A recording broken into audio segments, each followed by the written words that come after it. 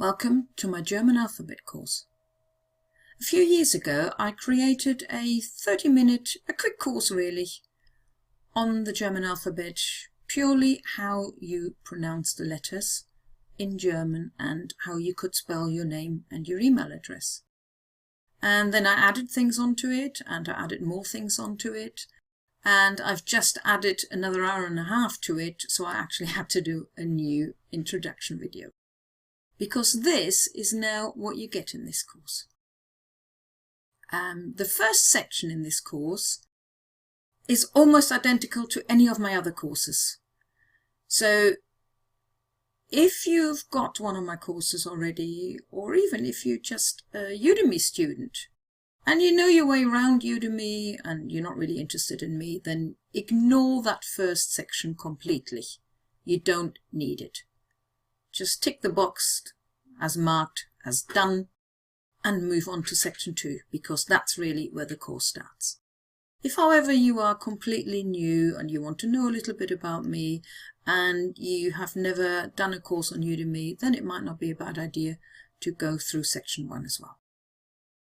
Section 2, this is now where the course really starts.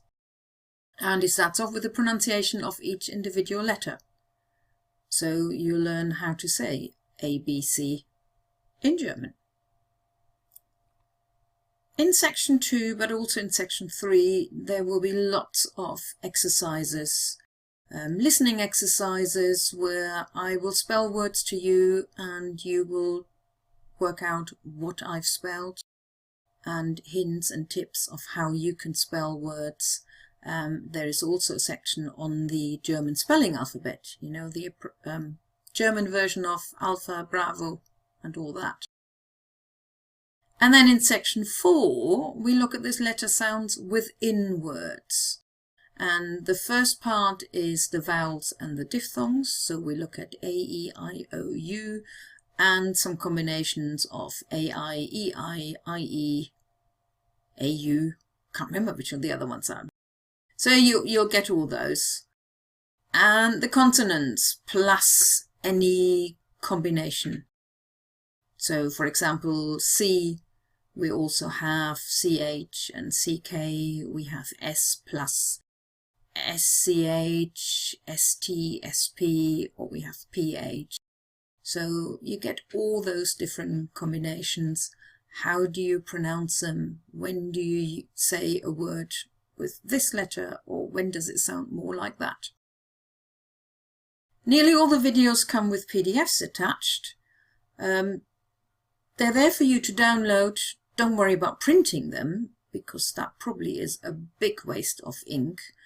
The idea is that sometimes people want to look things up very quickly, but they don't really want to scroll through a video to find that bit. It's a bit quicker to scroll through a PDF. Although there is one PDF I suggest you do print out, and that comes in part 4. A lot of the videos in part 4 have quick little exercises where you need to basically tick a box. Does this word sound with a long E or a short E, for example? Now you can use some scrap paper, of course, or you can pause the video and make your grid yourself, or you can print out the PDF with all those little exercises, and then you've got it ready when you work your way through the videos. So you've already heard there are listening and reading exercises, and I've also added some tongue twisters in part 4 for some extra speaking practice for you. Those I have also added all together on one PDF so that you could download that and maybe print it out as well. And finally, if you've watched the promo video, I lied. I'm nowhere near as slim as the character I pretend to be, but at least I'm real. I hope you will enjoy the course and all the videos. Welcome to my office. If you were having face-to-face lessons, you would be sitting in this room with me, or possibly. If you had Skype lessons, you will probably see about roughly the same as what you can see now. But as you're having online lessons, which means you're watching videos whenever you want to and not necessarily when I'm around, I thought I'd tell you a little bit about myself. I'm Angelika Davy, and I was born in Germany. As a child in Germany, I had this idea of I wanted to grow up really quickly, move to England, and make everybody in England like the German language. I also wanted to be an air hostess, a singer, a dancer, and a teacher. So some of this I actually achieved because in 1982 I moved to England and I started teaching in 1991. And since 2006, I have been teaching for myself, my own business, Angelika's German Tuition and Translation. Since then, I have been busy with translating, writing my blog, where you always find lots of free resources of how to improve your German. And I've written some books, including one in German about Wiltshire. Wiltshire is where I moved to, and I love the area. I think it's one of the most beautiful areas in the UK. I'm sure other people will disagree with me, but I don't care. I thought it would be nice to entice Germans to come over here and spend their holidays. Just to name two things, Salisbury Cathedral, you may have heard of, and Stonehenge. Now, even if you don't know where Wiltshire is in the UK, you most likely have heard of Stonehenge. And of course, I also teach. I teach private clients, I teach groups, I have business clients, I have people which I teach at my house, I teach people at their business premises via Skype. I teach children's, I have taught children's groups in nursery schools. Actually, the youngest child I've ever taught was 3, and the oldest person I've ever taught was 80. And now I'm also teaching online on Udemy via video courses, and you're about to watch one of them. I hope you enjoy it. I hope you get lots out of it. If you have got any problems or questions, please do ask me. Otherwise, all I can say is have fun. Welcome to the German alphabet course. I thought I'd start you off with 5 facts about this course. Fact number 1. German spelling is as easy as ABC, because that's what it is. We have got the same letters as in the English alphabet, A, B, C, D, E, all the way up to Z, except that they're not pronounced exactly the same. Some of them are pronounced completely different, some of them are pretty close, and some of them actually are almost the same as in the English alphabet. So really, it is easy. Fact number 2. The German alphabet does have 4 extra letters. We have got what is called an A umlaut.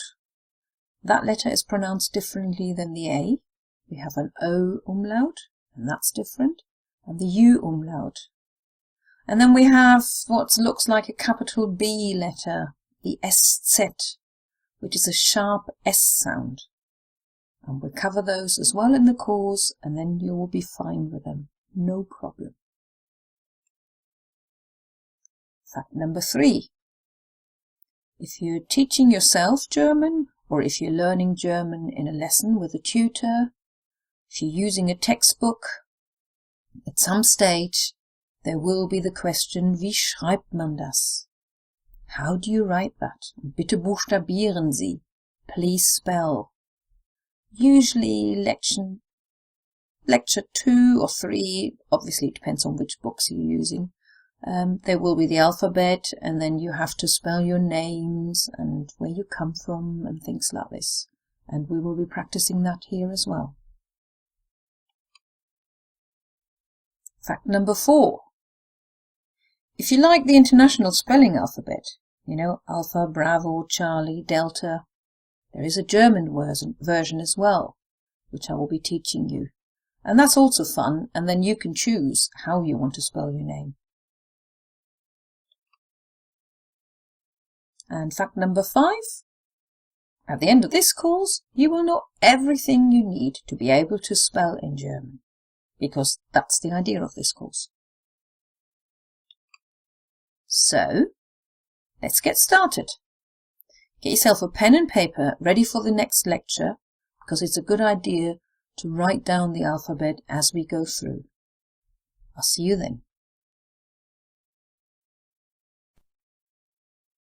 Okay, before we begin, I have tried to write down how the letters sound phonetically, but on some of them it is really difficult. So I suggest you get yourself a paper and pen, write down the alphabet, and then write next to it what you hear. Especially if you already know other foreign languages, you may come up with a better sound than the one that I've written down. But let's start.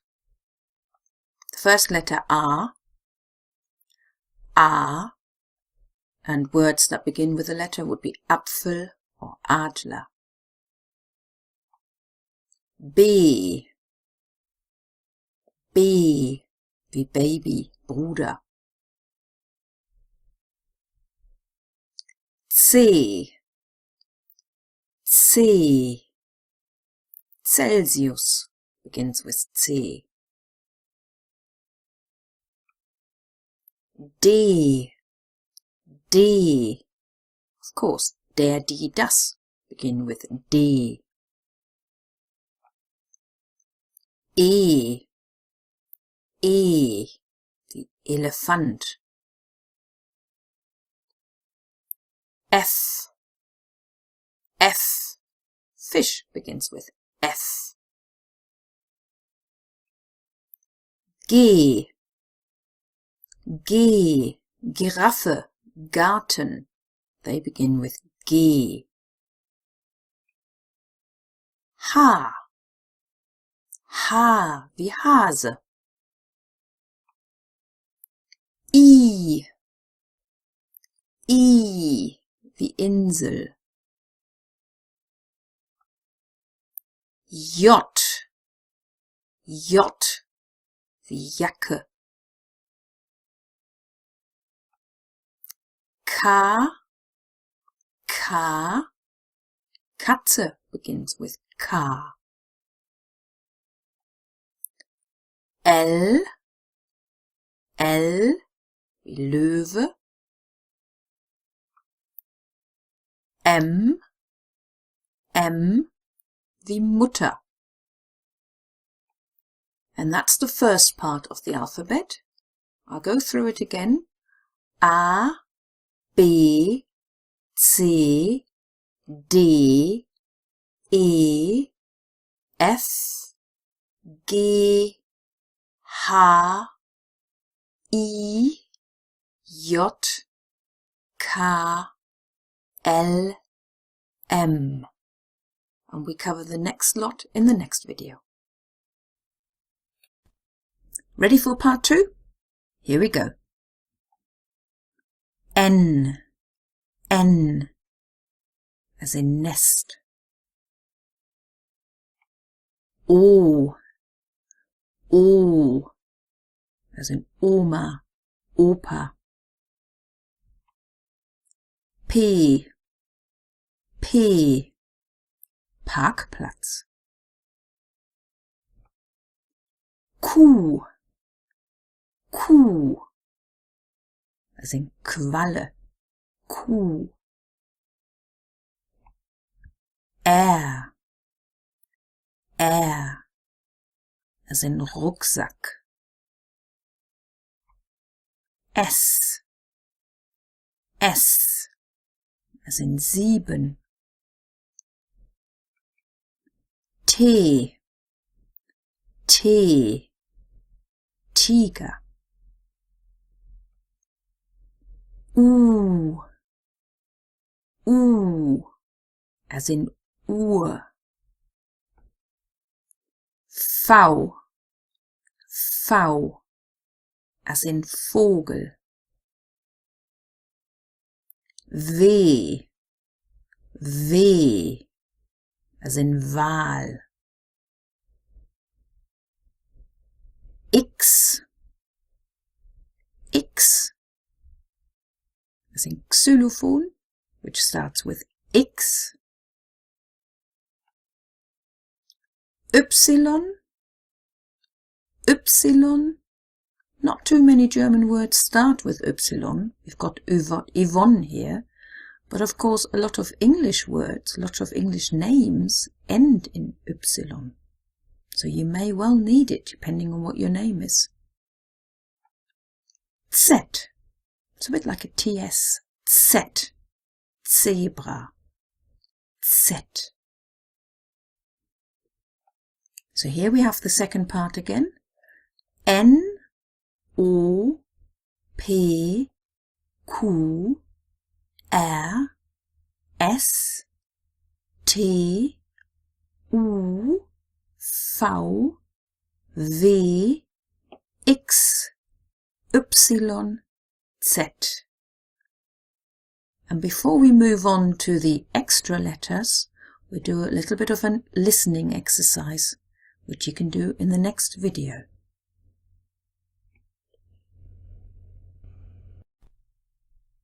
For our first listening exercise, we won't need the extra letters yet, because these are 5 English towns and 5 American states, which I will spell to you in German.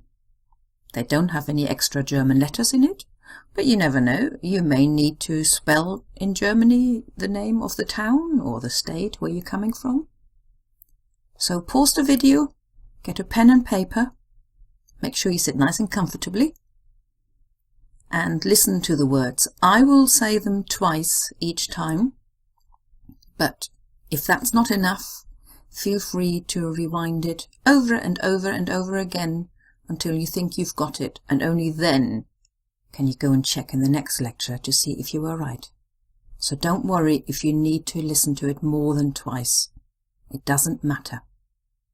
Okay, first word. B, A, T, H. And I repeat. B, A, T, H. Second word. L, O, N, D, O, N. And I repeat. L, O, N, D, O, N. Third word, bit longer. M, A, N, C, H, E, S, T, E, R. And I'll do that a little bit slower. M, A,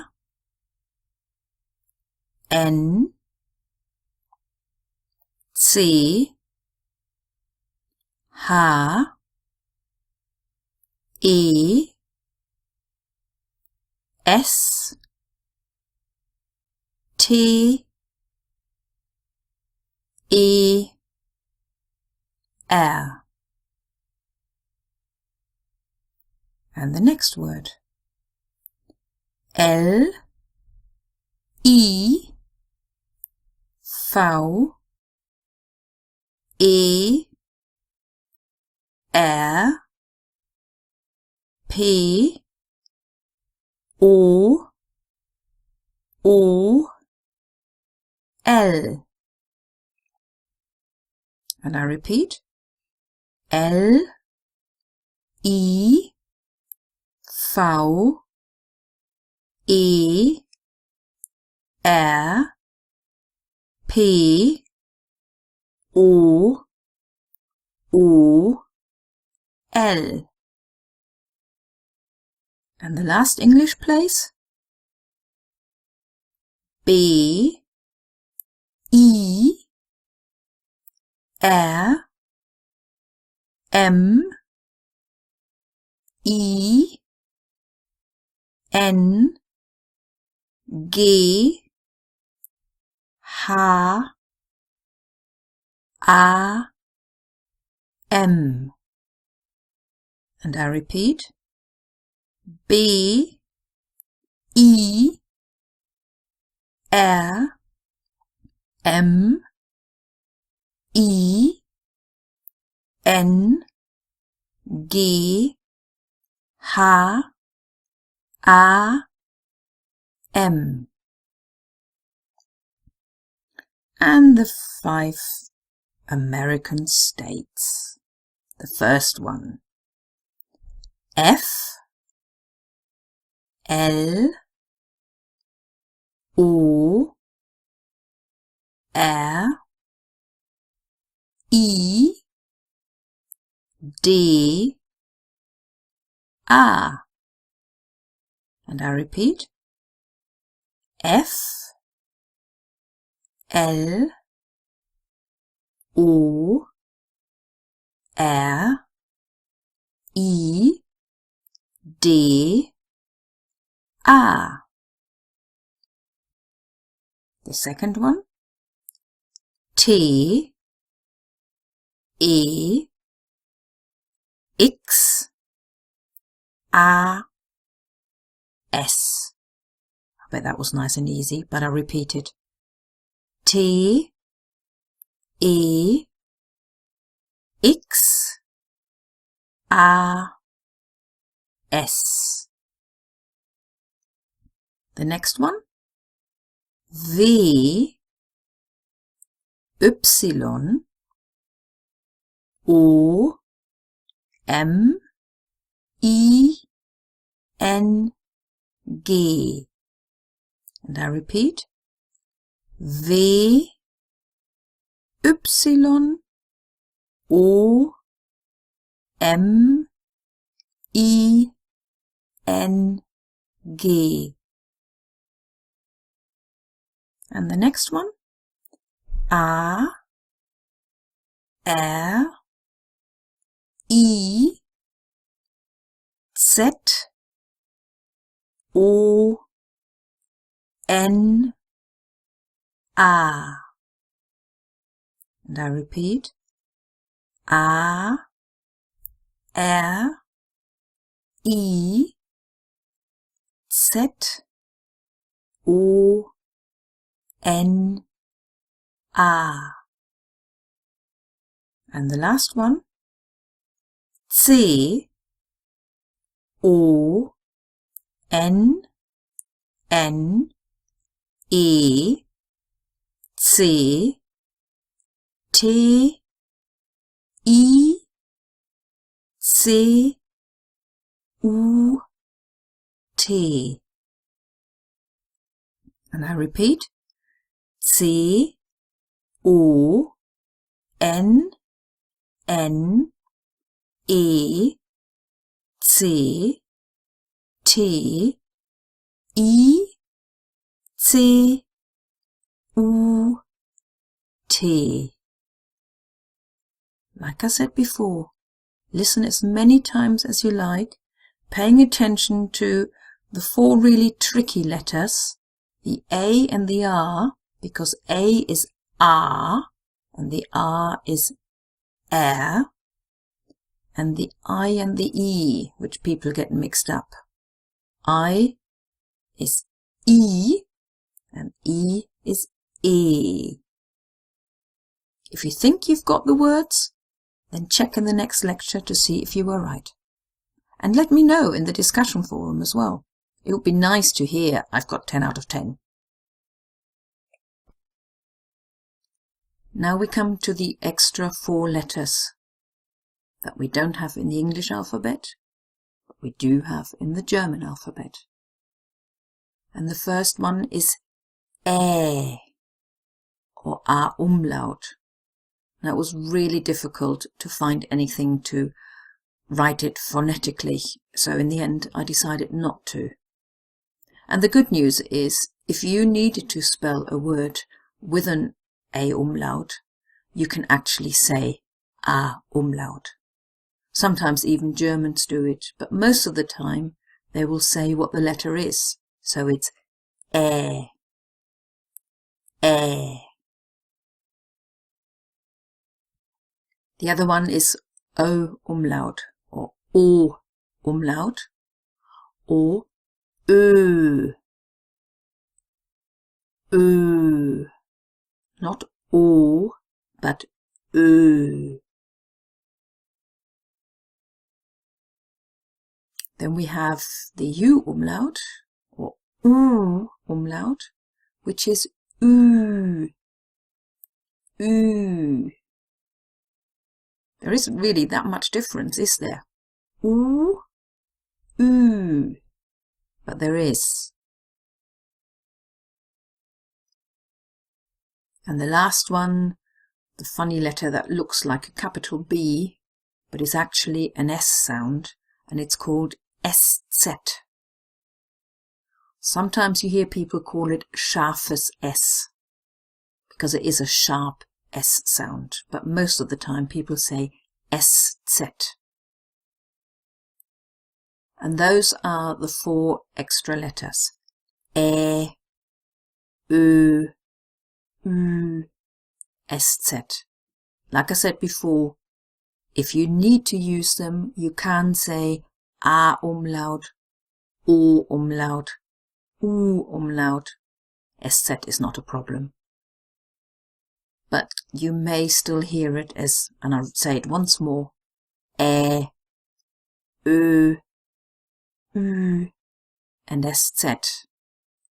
Have a go at the listening exercise in the next lecture and see how you get on. For this listening exercise, I will give you 6 German towns. One doesn't have an umlaut in it, but some may have more than 1 extra letter. And to make it really difficult for you, I'm not going to say A umlaut or anything like this.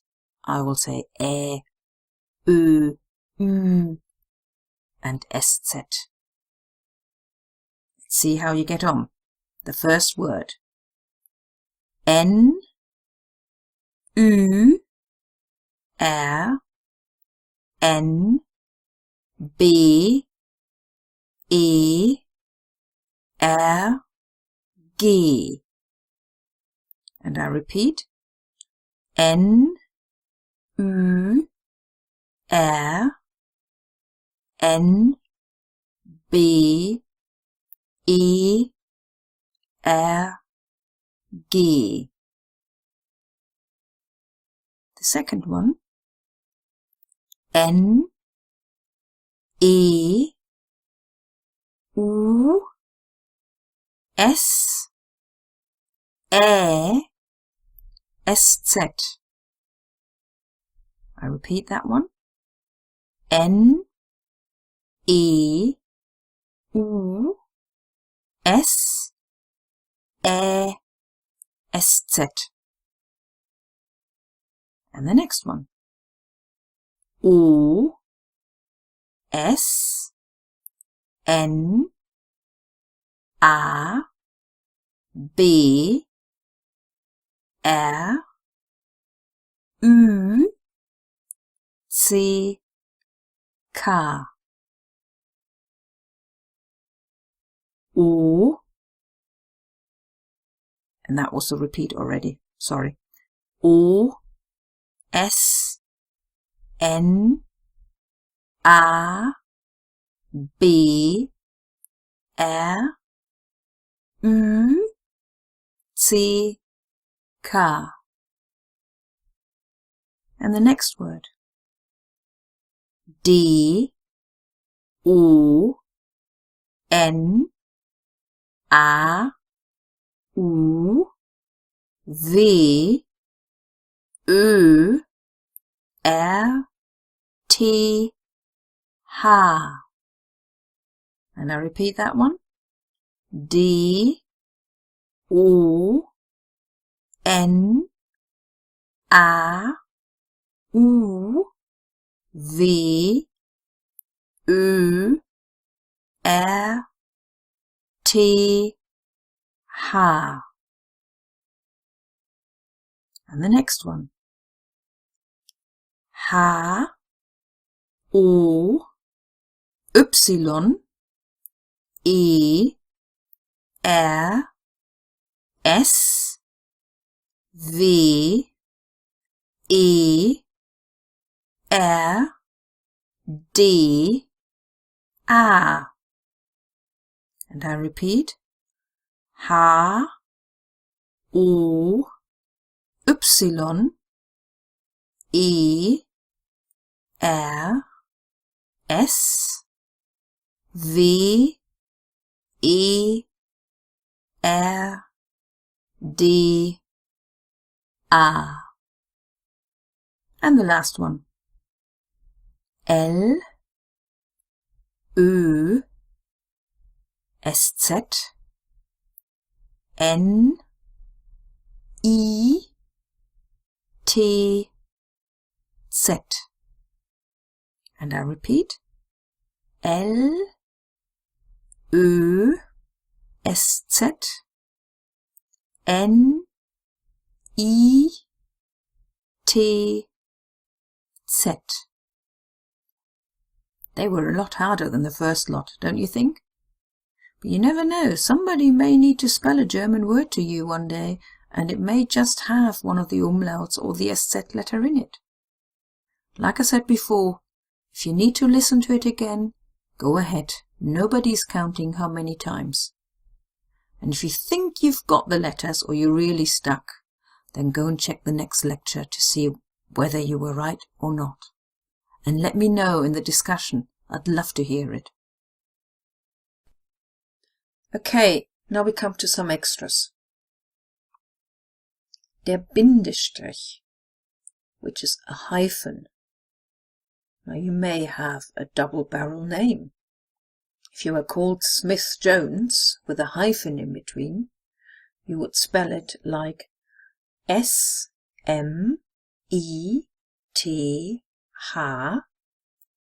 Bindestrich J-O-N-E-S. So I've just spelled Smith and then mentioned the word Bindestrich, which is a hyphen, and then Jones.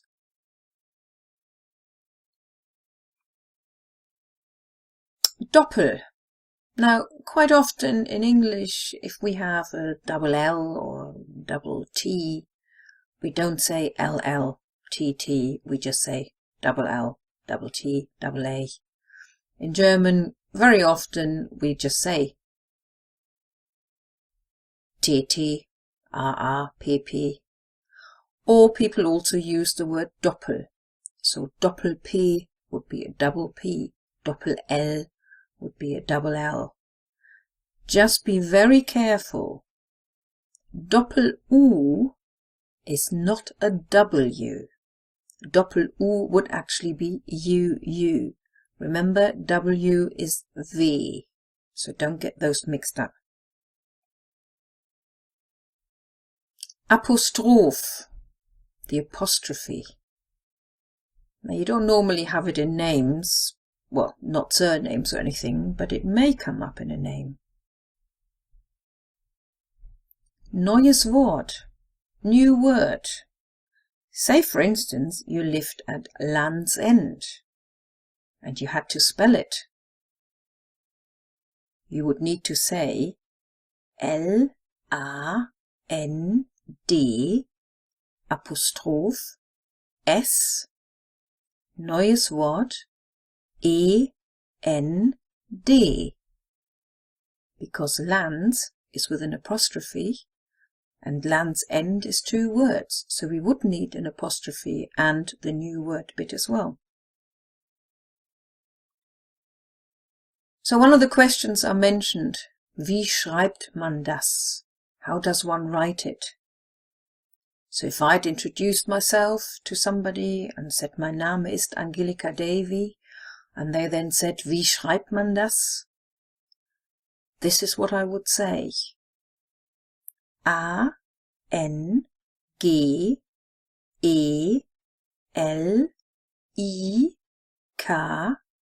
A, neues Wort, D, A, V, E, Y. And there it is. Bitte buchstabieren Sie. Please spell. Sometimes you get that, sometimes you're being asked, wie schreibt man das? Sometimes they even say, wie buchstabiert man das? So if I said I live in Wiltshire in England, I would spell it like this. And if you like, get a pen and paper and try writing it down as well. And I'll give you the answers again in a minute. So I want Wiltshire and England.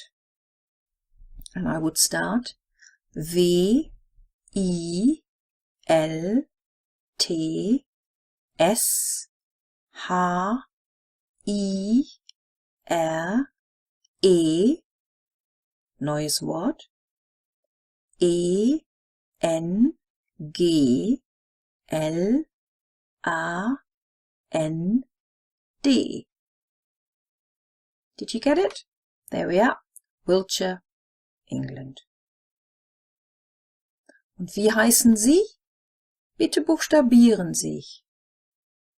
This is the end of this video, and you'll start to make sure that you know how to spell your name, and maybe even practice where you come from.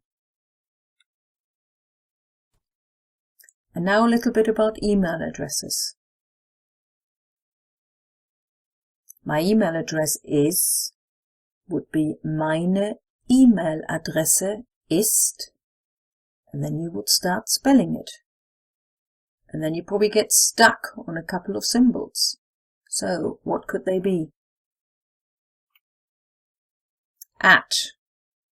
Luckily the Germans call it that as well, although they pronounce it more like et. So whereas we say at, they say et. Punkt is the dot.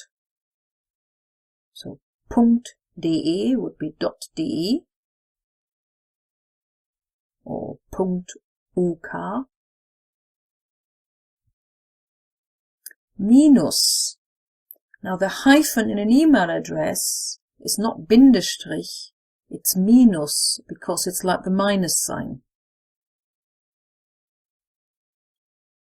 If you have an underscore in your email address, then you need to say Unterstrich. Unterstrich. If everything is in lower cases, you would say alles klein geschrieben. Literally means everything spelled little. Alles klein geschrieben. And if it's all in capital letters, alles groß geschrieben. Just as an aside, do you see the SZ letter? It's not a B, it's the SZ. Alles groß geschrieben. Wie ist Ihre E-Mail-Adresse? What's your email address? I made one up, and I'm going to spell it to you. If you want to pause the video and get yourself pen and paper, see if you can write down what I'm spelling to you, and I'll show it to you afterwards. Okay, meine E-Mail-Adresse ist A, W, E, S, O, M, E, Unterstrich, A, N, G, E, L, I, K, A, at, U, D, E, M, Y, Punkt, D, E. And I'll repeat that one. A, W, E, S, O, M, E, Unterstrich, A, N, G, E, L, I, K, A, at, U, D, E, M, Y, Punkt, D, E. You think you've got it? That's what it was. And I'd just like to emphasize again, this is not a real email address, even if I would like it to be like that.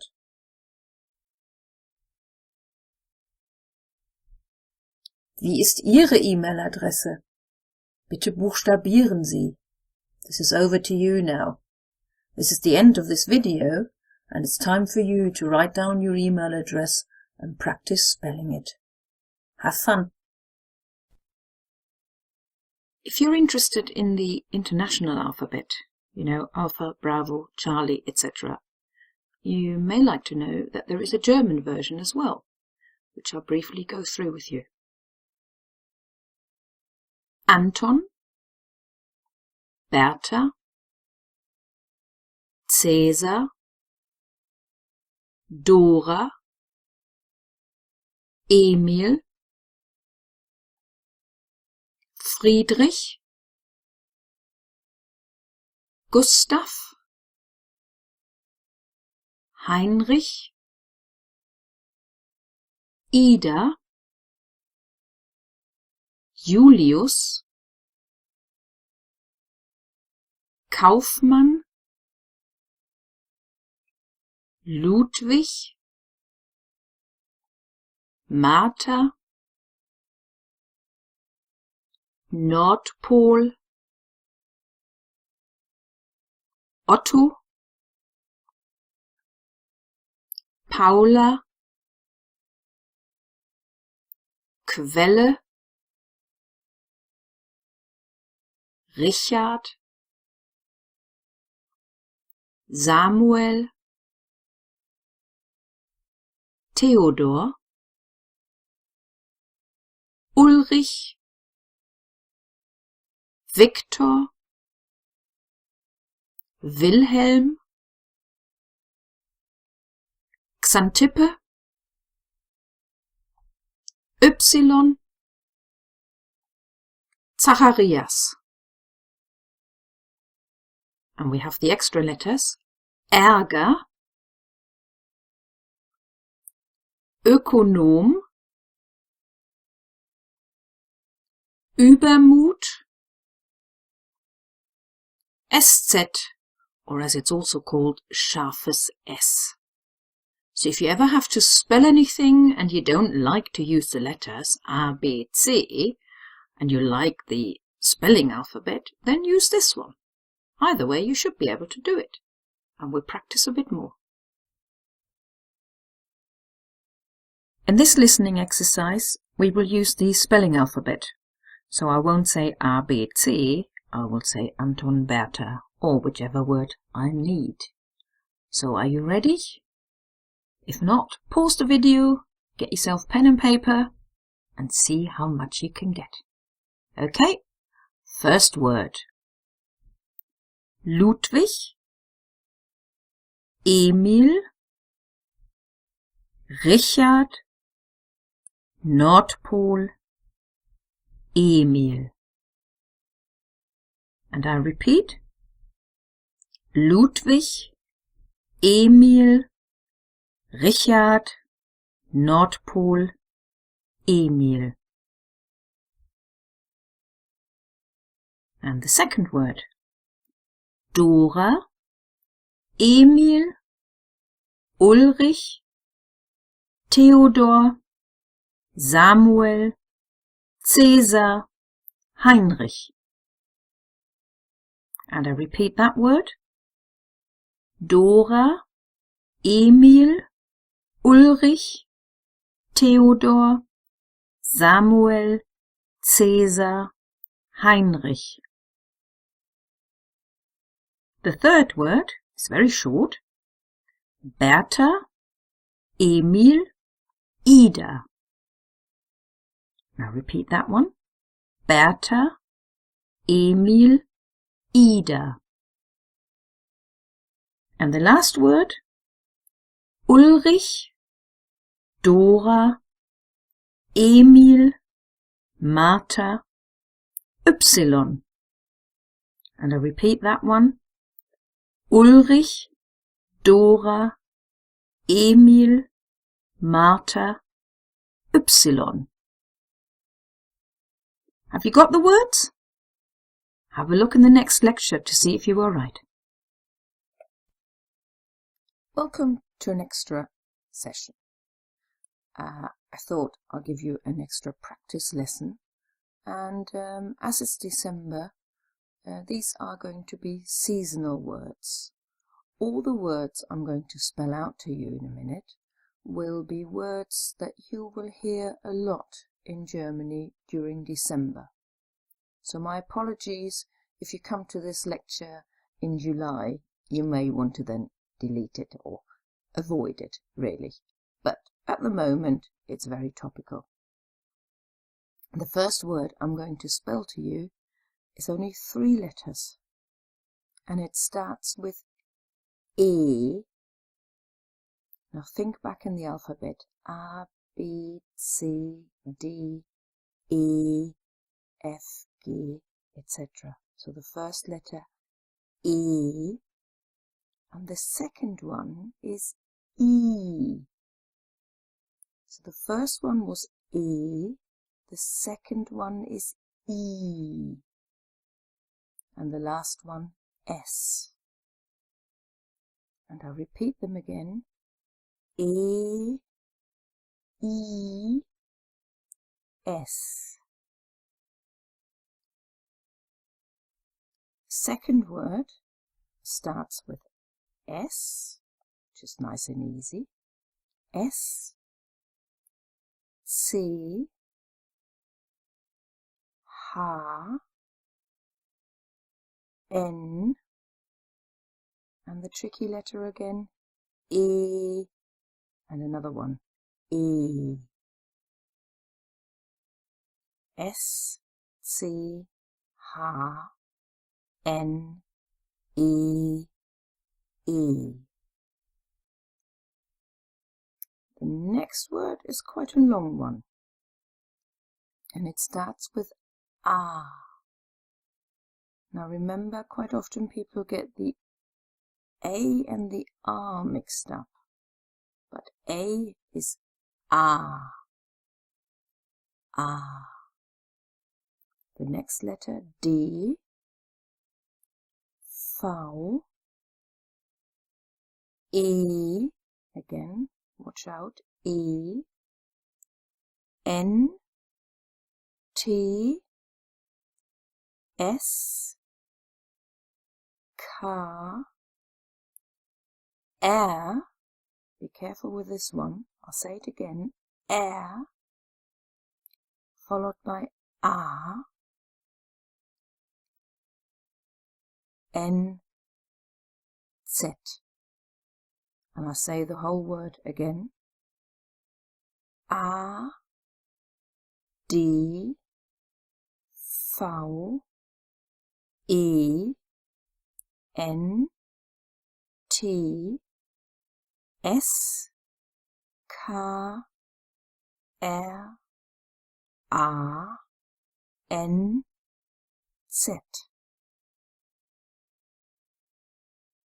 And the last word from the first lot, N, E, watch out again, E, it's that one, K, O, L, A, U, watch out for that one as well, U, S. And I'll repeat that one, N, E, K, O, L, A, U, S. If you're still struggling, pause the video for a minute, because I'm about to show you what the words were. If you're ready for it, then carry on. So the first word was ice, which is ice. E, E, S. So we've got the tricky letters of the E and the I in there. The next word was Schnee, which is snow. only tricky ones, I think, would have been the E, but I will spell it again while you see it in front of you. S, C, H, N, E, E. The next one is Adventskranz, which is the wreath that people put on their tables with 4 candles on it for the 4 Sundays before Christmas. And I'll spell it out again. A, D, V, E, N, T, S, K, R, A, N, Z. Really tricky ones, I think, were the R, A. And the last one is Nikolaus. You will hear a lot of German children talk about Nikolaus at the beginning of December, because St. Nicholas Day is on the 6th and they usually get some sweets. N, I, K, O, L, A, U. That was a tricky one. We've had an O, A, U. We even had an E in there as well. Do you like to hear some more? Well, listen to the next lot. 3 words slightly longer. The first word. V, E, I, H, N, A, C, H, T, S, B, A, U, M. Very long word, and I will spell it out again. V, E, I, H, N, A, C, H, T, S, B, A, U, M. Don't worry if you need to rewind. Even I can't say it now properly in English. The video, if you do need to hear me spell the word out again, listen to it as many times as you like. The next word. G, E, S, C, H, E, N, K, E. I'll say that one again. G, E, S, C, H, E, N, K, E. And the last one for this lot. S, U. Now be careful with that one. It's U and not U. I'll say it again. U. SZ. Now the last 2 letters, U and SZ, were of those extra special letters. That's the hint I give you. It carries on. I, G, K, E, I, T, E, N.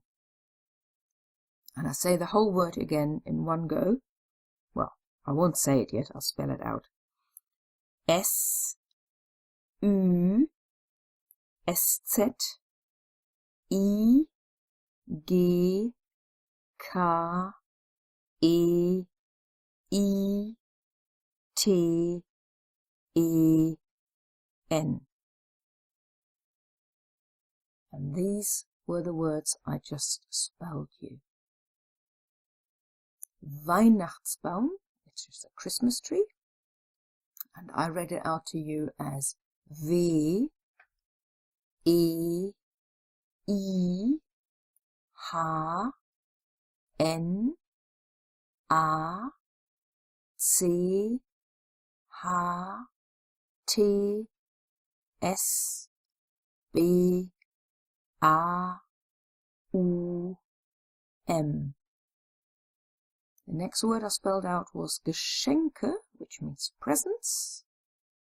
G, E, S, C, H, E, N, K, E.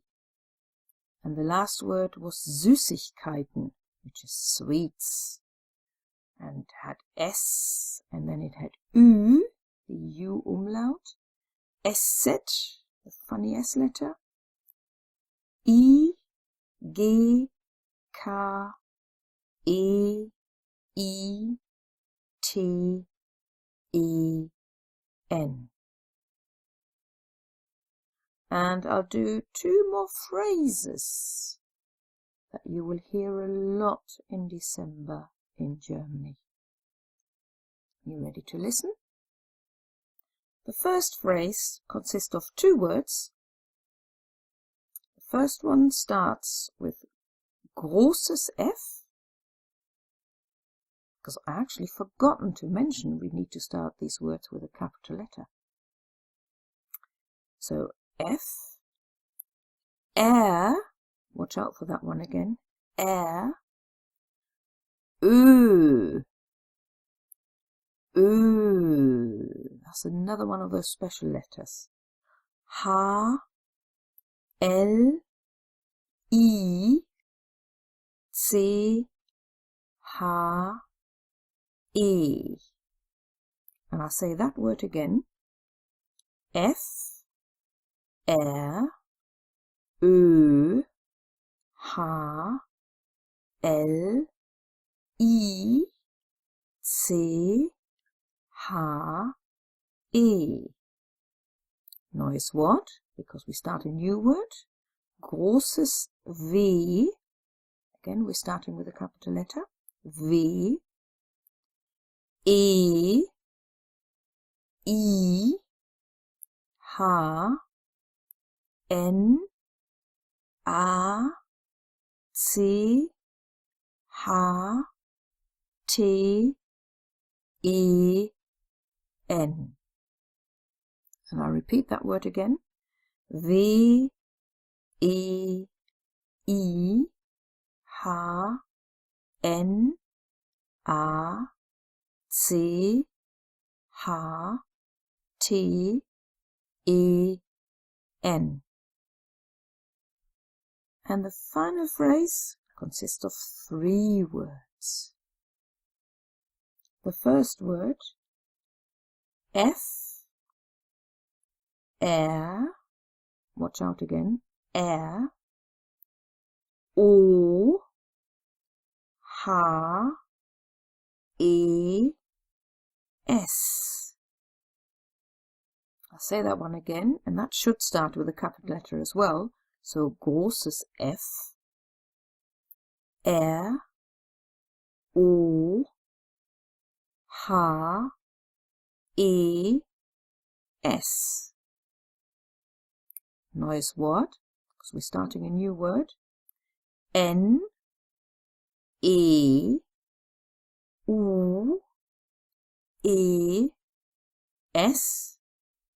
So a nice few vowels in there. N, I'll say it again, sorry. N, E, U, E, S. Neues Wort. We start our final word. Großes J. So again, we start with a capital letter, J. A, watch out for that one again, A, H, R. So the last word again, J, A, H, R. And these were the phrases I just said to you. Fröhliche Weihnachten, which is Merry Christmas. And I'll spell it out again so you can actually watch the letters. F, R, Ö, H, L, I, C, H, E. Neues Wort. W, E, I, H, N, A, C, H, T, E, N. And the last phrase was Frohes Neues Jahr, which is Happy New Year. And I'll spell it out again. F, R, O, H, E, S. Neues Wort. N, E, U, E, S. Neues Wort. J, A, H, R. As I said at the beginning of the lecture, these are very seasonal words and phrases you would hear lots of times in Germany during December, which is the month I'm just making this video. It may sound very strange to listen to this in March, July, October. If you're watching the videos then, ignore them if you like. Press the little button and turn it green, or come back to it next Christmas. I hope you enjoyed this while you listen to it in December.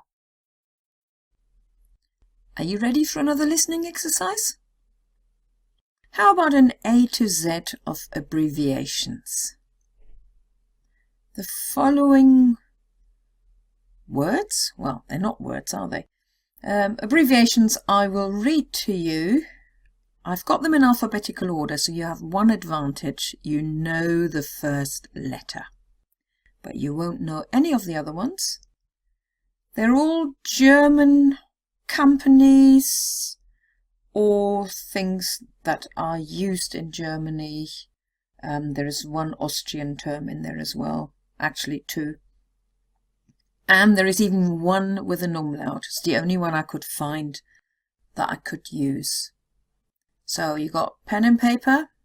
Are you ready? If not, pause your video for a minute. Get yourself all ready and let's start. So the first one starts with an A. And the letters are A, D, A, C. ADAC.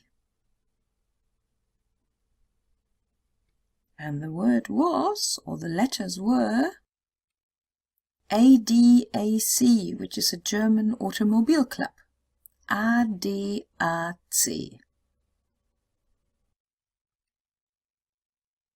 The next one, BMW. BMW.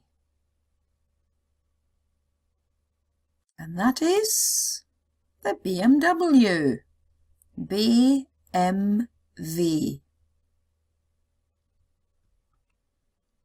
Next one. CDU. CDU. And that is a political party in Germany, the CDU. Next one. DVD. DVD. And you most likely have got quite a few of those because that was a DVD. DVD. EU. Just 2 letters. EU. And that, of course, is the European Union.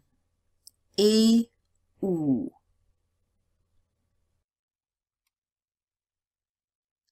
FDP. FDP. And that is another political party, the FDP.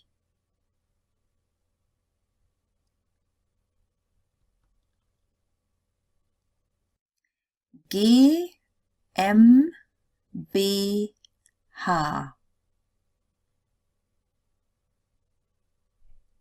GmbH.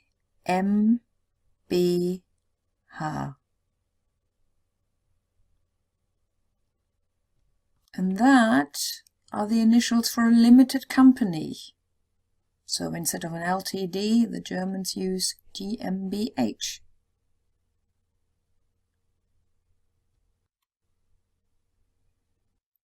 HSV.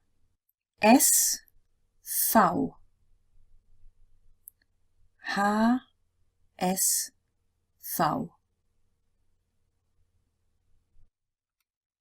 And football fans will recognize this as the Hamburger Sportsverein. HSV.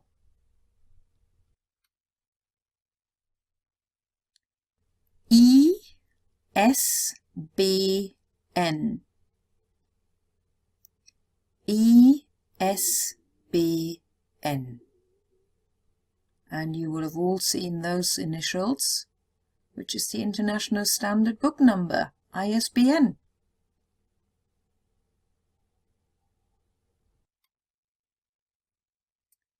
JVG.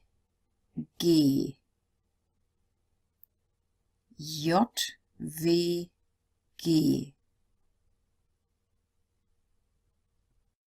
And that's a JWG, which is a youth welfare law. Jugendwohlfahrtsgesetz.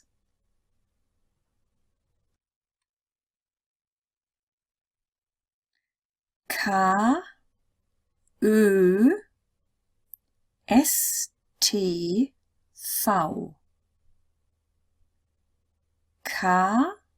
I'll repeat this one, sorry.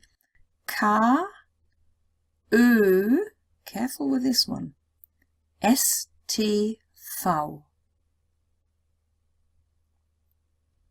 And that was an Austrian term, and that's the one with the umlaut. Katholisch, I can't remember what it's called now. Katholischer Österreichischer Studentenverein or Verband. It's a Catholic Austrian student organization. So KÖSTV.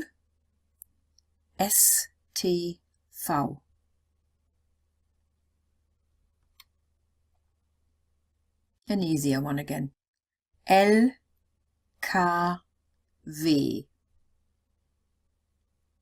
LKW. And that stands for Lastkraftwagen, which is just another word for a lorry. LKW. MAN. MAN.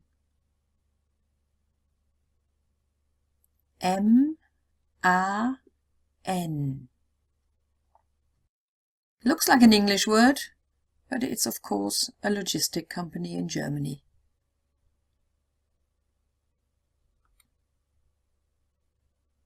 NDR.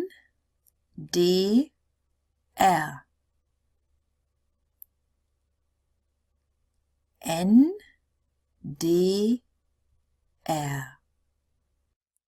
And that is a TV channel, NDR.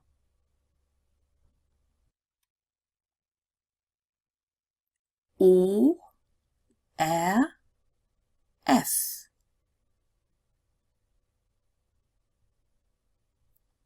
ORF.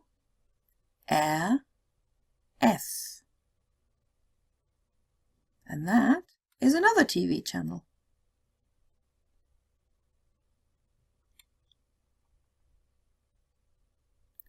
PC.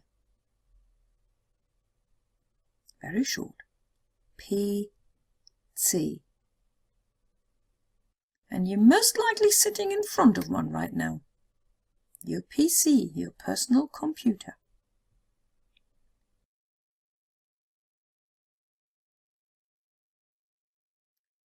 QVC.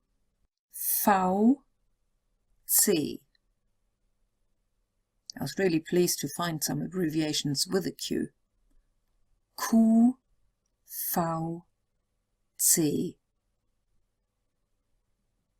And that is a shopping channel which also exists on German TV. So QVC in German is QVC.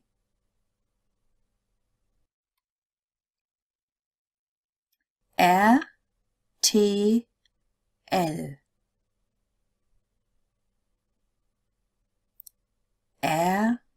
RTL,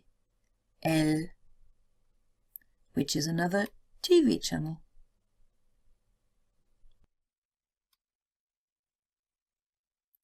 SPD.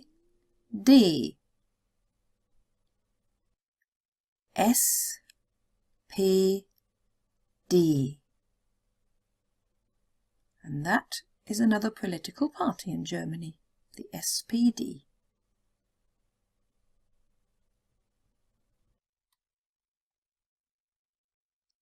TVG.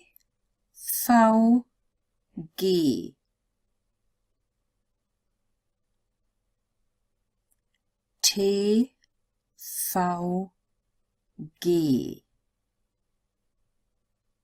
And those initials were TVG, which is a wage agreement law.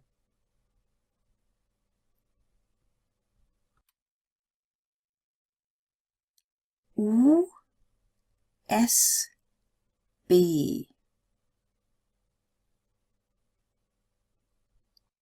USB.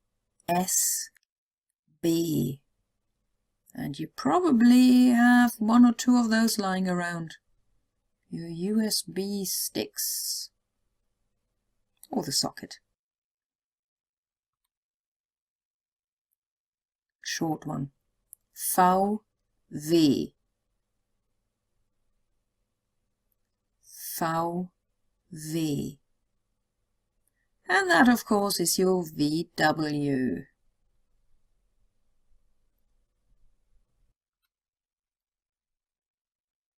VDR. VDR. And that's another TV's channel. VDR.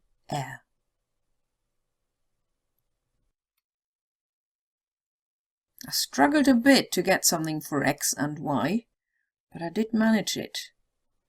2 letters, XL. XL. And that, of course, is extra large, just in case you need to buy a jumper or a t-shirt.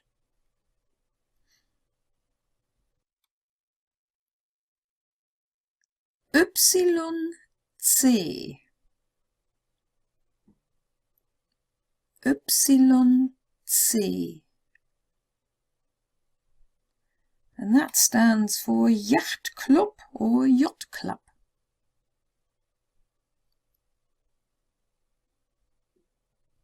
And the final one, ZDF. ZDF. And that is another TV channel. How did you do? Was it hard or was it easy? Let me know.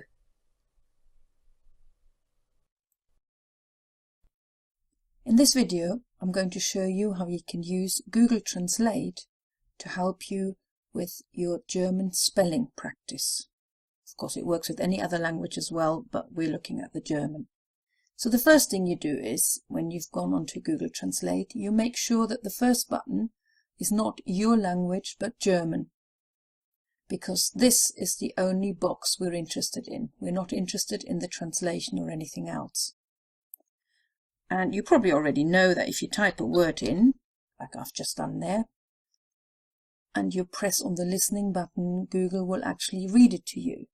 Hund. There we are. That doesn't help us with the spelling. But watch this. I'm putting a gap between each individual letter. Now listen. H-U-N-D. H-U-N-D. That's how you can practice. If I put something else in there,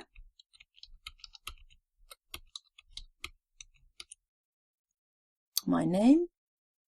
Now this is good. I can show you something here because I've just spelled my name wrong. I didn't put a capital letter in there. That is not important. But I've put an F in there by accident instead of the G. And at the bottom you can see it comes up with show in translation for Angelika, which it should really be, or translate instead that. Now if I'm not interested in the translation, I'm just interested in the pronunciation, let's go for that one. So now Google has accepted that, and it will now spell out my name even with the wrong letter. Let's see, or shall I say let's listen. A-N-F-E-L-I-K-A. A-N-F-E-L-I-K-A. But I would like my name spelled properly, so let's try again. That should now say A-N-G-E-L-I-K-A. A-N-G-E-L-I-K-A. There we are. Let's try another letter, another word. Let's try a longer one.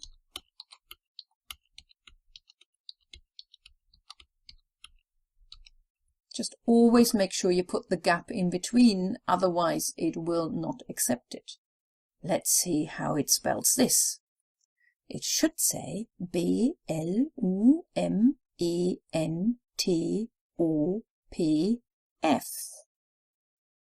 B-L-U-M-E-N-T-O-P-F. There we are. So now if you fancy a bit of practicing, you can type any word in there that you want to practice. It should even work with English words, any words.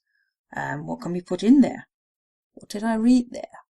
I think I read the word support earlier on, so let's put support in there.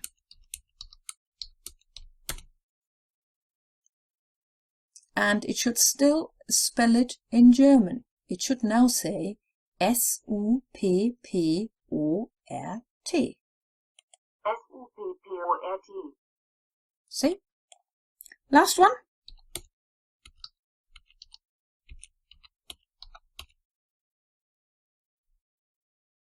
And this should say U-D-E-M-Y. U-D-E-M-Y.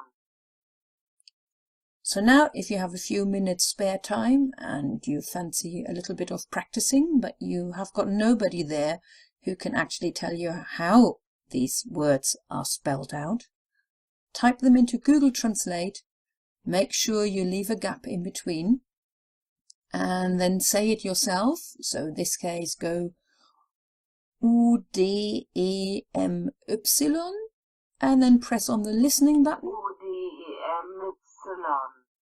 Oh, that was nice and slow, wasn't it?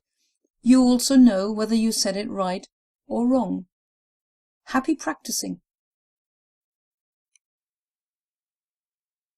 In this video, we're going to look at the vowels A, E, I, O, U, or A, E, I, O, U, and also the three umlauts E, Ö, and Ü. Let's start with A. The A sound is long, as in A, then it is followed by a single consonant that would belong to the next syllable if separated, like Magen. So the next syllable is the Gen, Magen. If it is doubled, as in Staat, and if it's followed by an H, as in Ja, the H usually makes it a long sound. So Magen, Staat, Ja. It's short if it is followed by a double consonant, like nass. If it's followed by two or more different consonants, as in Stadt. And if it appears in a common one-syllable word followed by a single consonant, like ab. Now, as with everything else that I will be covering in all these videos, there are exceptions, or some exceptions, especially when they are foreign words that have been taken on by the German language. But these rules will apply in most situations.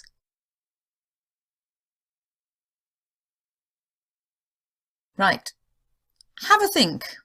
These words, I'm not reading them out yet. Do they have a long ah sound or a short one?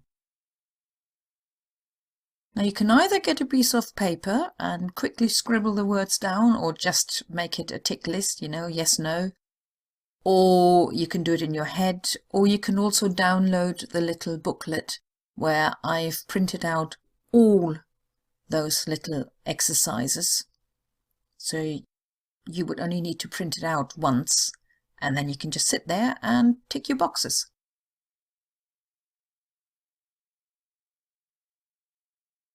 Anyway, I'm going to reveal the answers. If you're not ready, then pause. But the first word is Fahrt, and that's a long one. Kaffee, short. Flasche, short. Bahnhof, long. Und Saat. Did you get them? If you're not too sure, go back to the first two bits and check why those words are long or short. Now the same rules apply to ä. So if the A has an umlaut, the rules are still the same. So what about these then? Are they long ä sounds or short ones?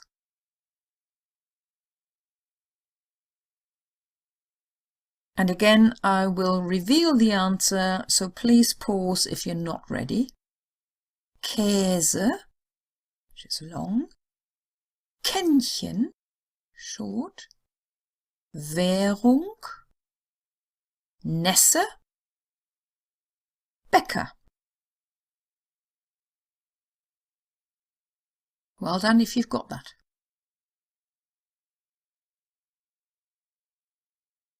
Now you've got the same idea with the E sound. It's long if it is followed by a single consonant that would belong to the next syllable if separated. Weg. Now, if we separated that, if it was a longer one, it would have been Wege. That's probably a bit easier to recognize. If it is doubled, Bed. And again, if it's followed by an H, Ehre. It's short if it is followed by a double consonant, Bet, followed by two or more different consonants, Westen, and it appears in common one-syllable word followed by a single consonant, like er.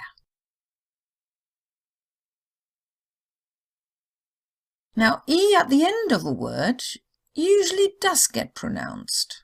So no silent E as in English, but it is a short E. So Ente, Bohne, Frage.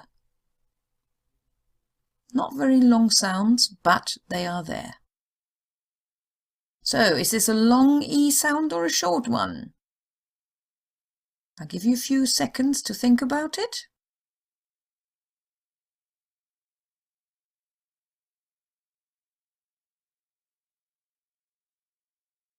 And I'm about to reveal the answer, so again pause the video if you're not done. Sechs, that's short. Flasche, that's the short E at the end. Meer, Fenster und Meer. So both those two words are pronounced the same, but the sea, or the ocean, is spelled with a double E, and if you want a bit more of it, it's EH.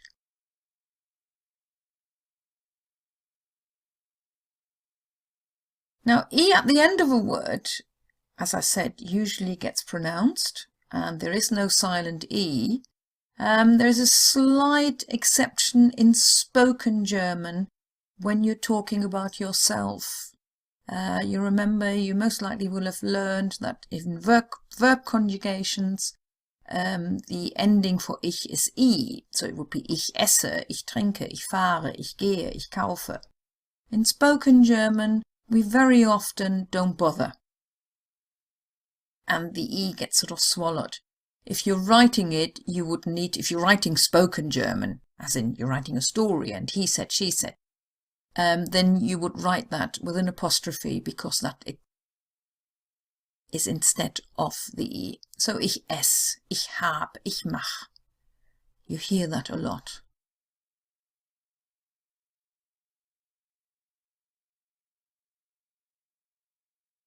And if the E is in the final EN of a word, it doesn't get pronounced, or hardly really. So we've got here, I say it properly, einen schwarzen. And yes, you may hear it, wir trinken einen schwarzen Tee. But you most likely hear it more like, wir trinken einen schwarzen Tee. If you noticed, you hardly hear the E. Sounds a lot nicer, really, doesn't it? I. The I sound is long, you've heard this, when it's followed by a single consonant that would belong to the next syllable if separated. Igel. Igel, eagle. If it's doubled, no, not with the I. And if it's followed by an H, like ihre, ihren, ihr. And it's short when it's followed by a double consonant, like bitte, is followed by two or more different consonants, winter, and it appears in common one-syllable words, followed by a single consonant, like in. Your turn again, long or short?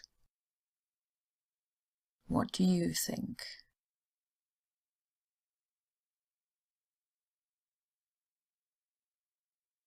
And again, I will reveal the answer.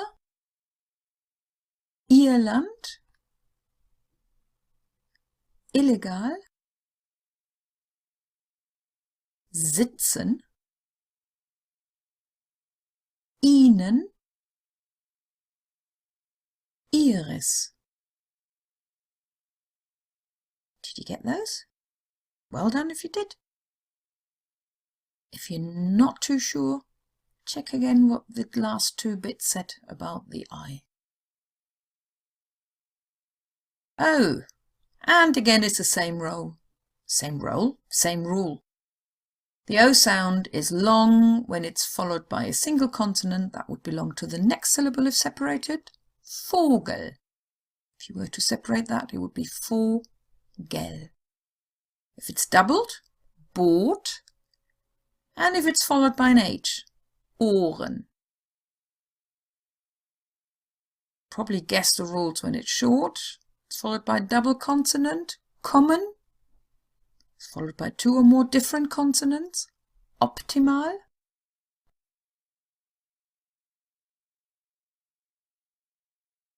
And one-syllable words, op.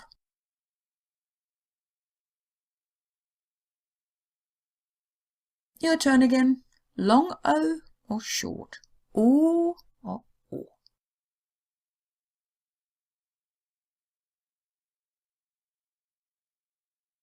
And I give you the answer. Offen, which is short. Ohnmacht. Otter. Ober. Zoo. And of course all these rules also apply to Ö. So what do you think about these words? long Ö or a short one?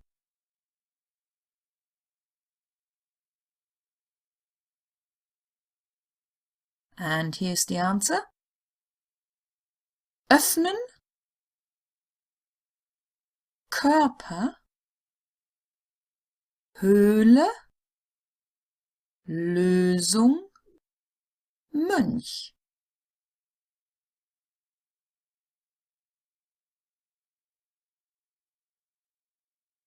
We've seen this before, haven't we? The U sound is long when it's followed by a single consonant that would belong to the next syllable if separated. Beruf. It's doubled? Nope. And if it is followed by an H, as in Uhr. And we now know when it's short, a double consonant followed is Mutter. It's followed by two or more different ones, Urlaub. And it appears in a common one-syllable word, followed by a single consonant,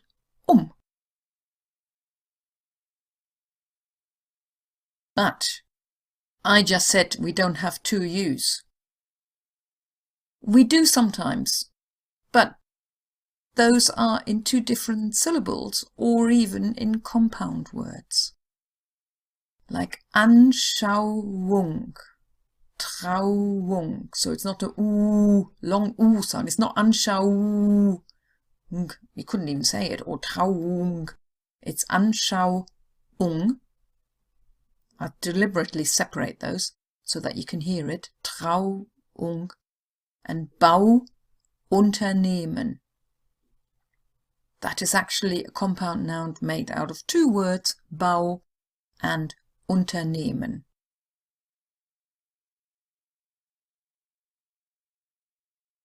Your turn. Long U or short U sound?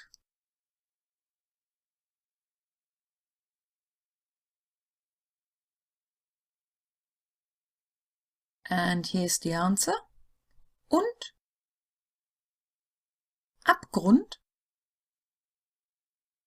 Butter, Volumen, Buch.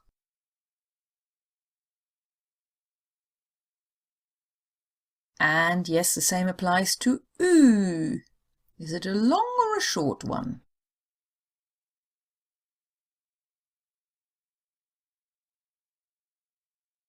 And here's the answer again. Brücke, Führung, Füttern, München, Glückwünsche.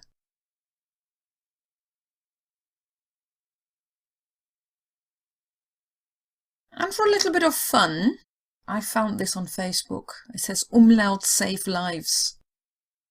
Just look at the first sentence. Der Junge futtert die Meerschweinchen mit Salat. Or der Junge füttert die Meerschweinchen mit Salat. Füttern with the umlaut means to feed, whereas futtern is colloquial for eating. It's highly unlikely that the boy is eating the guinea pigs with lettuce. It's more likely he's feeding the guinea pigs with lettuce. And for a bit more fun, some tongue twisters. If you are worried, I'm not reading them out too fast because I can't do that either. But here we have a lot of A's in there. Herr von Hagen, darf ich's wagen, Sie zu fragen, welchen Kragen Sie getragen, als Sie lagen krank am Magen in der Stadt zu Kopenhagen? Das Weinfass, das Frau Weber leerte, verheerte ihre Leberwerte. Oma kocht Opa Kohl, Opa kocht Oma Kohl, doch Opa kocht Oma Rosenkohl. Oma dagegen kocht Opa Rotkohl. Just a bit of fun, but a nice bit of practice to get used to the sounds. Hear a lot of A's and E's and O's. And there's another one. Wenn Rumkugeln herumkugeln, Kugeln rumkugeln, rumkugeln, herum. Phew. And the last bit of fun. There's something unusual about this word, Magermilchjoghurt. It's not something that is so unusual in English. English has got several words which have got this, but in German, as far as I know, this is the only German word, somebody will probably prove me wrong now, that has got the vowels in the right order in the word. It's got an A in it, it's got an E, followed by the I, followed by the O, and the U. And on that note, I'll finish this video.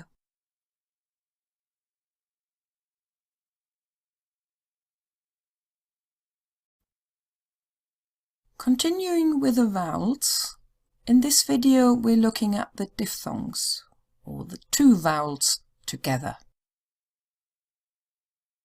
And the first vowel combination is EU, which is pronounced oi, just like the English, oi. So we have Euro, Zeuge, beugen.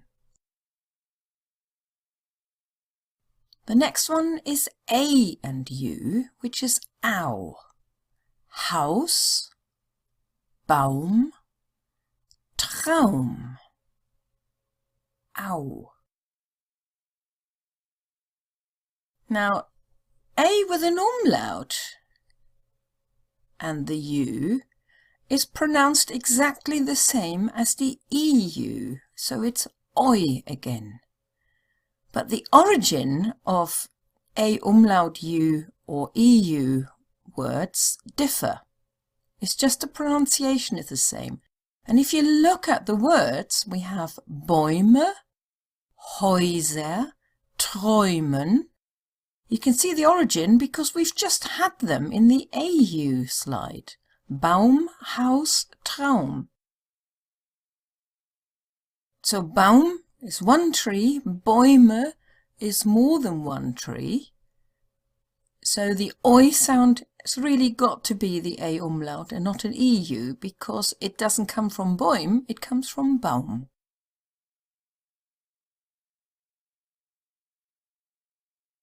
Ah, my favourite, IE. Now for English speakers, or for native English speakers, shall I say, that's easy to recognise because the pronunciation is the last letter in English. Now here that's an E, so the IE in German is pronounced E, as in vier, fliege, spielen, alarmieren.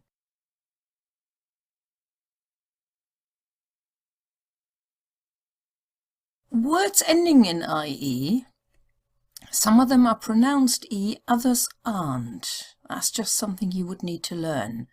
So these are still pronounced like the E sound. Zeremonie, Fotokopie, Strategie, Knie.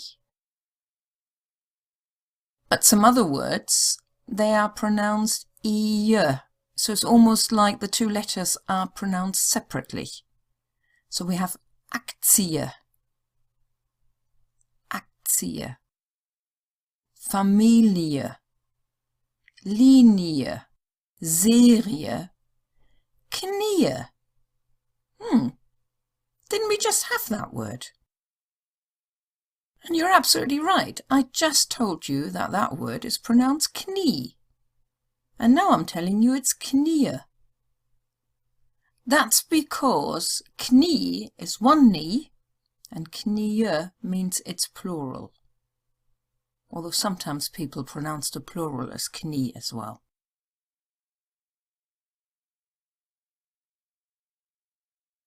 And if the word ends in en, that often includes plurals, it is pronounced en. So Spanien, we've got some countries here, Albanien, Aktien, remember we already had Aktie, and Familien, and we had Familie. So your turn. Is it an E sound or is it an ear sound?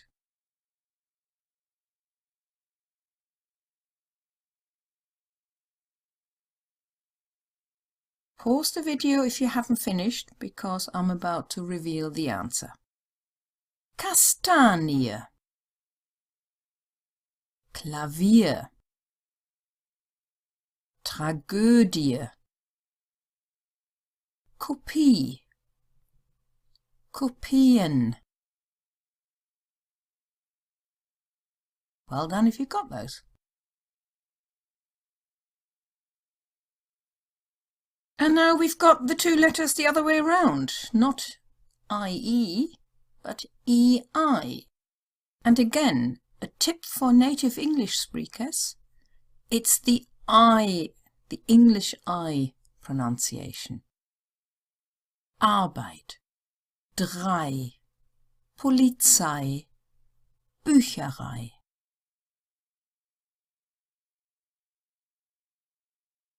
AI is also pronounced as I. Hai, Mai, Kaiser.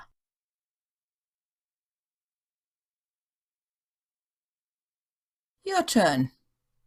How do you pronounce all these words? Have a go before I read them to you.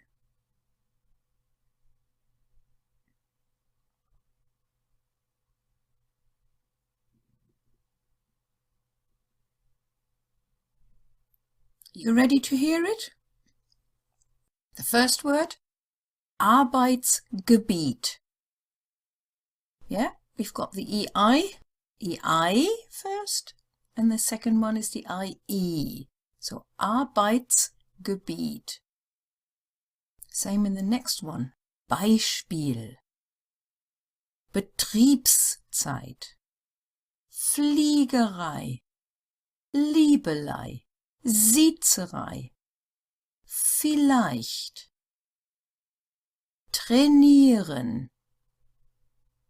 Now, that is a foreign word that's been Germanized. So the IE is not trainieren. That's stayed in the original language, so it's trainieren. But the next two words, we've got Seite and Seite. The spelling is different because that tells us which Seite we're talking about. The first one with the AI is a string, Seite. The second one with the EI is a page, Seite. The context of the sentence or the sentences would tell you which one you're talking about.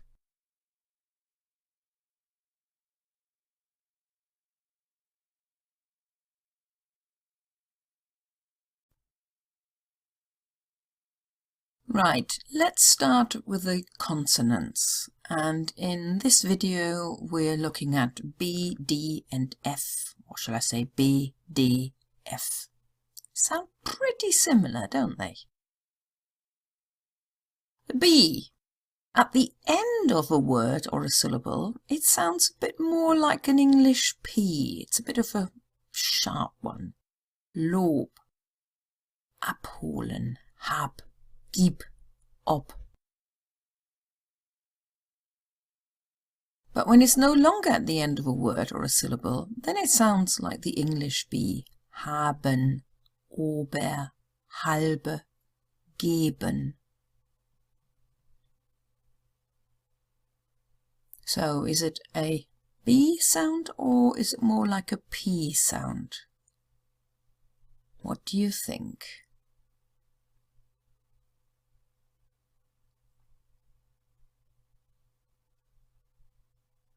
Pause if you're not ready, but this is how you pronounce those words. Urlaub, schreiben, Club, Bankraub, schreib auf, so schreib. Nearly all of these had the P sound rather than the B. D. Sort of similar thing. If it's at the end of a word or a syllable, it sounds more like an English T. Lied, Freund, Land. But if it's not at the end of the word, it's more like the English D. Lieder, Freunde, Länder. Do you notice the difference? The first one, Lied, and then Lieder. Freund, Freunde. Land, Länder. Sometimes you see words with a DT, and that's always pronounced like a T. So Stadt, zugesandt, Bewandtnis. But sometimes you find a DT inside a word, but it actually only happened because it's a compound word and it consists of, well, we've got two in here. It consists of two words where the first one ends in a D and the second one just happens to start with a T. In that case, they do get pronounced separately. Abend, Tafel, Sand, Torte. So it's not the connection, not the DT sound, it just happens to be put together. Your turn. T sound or a D sound?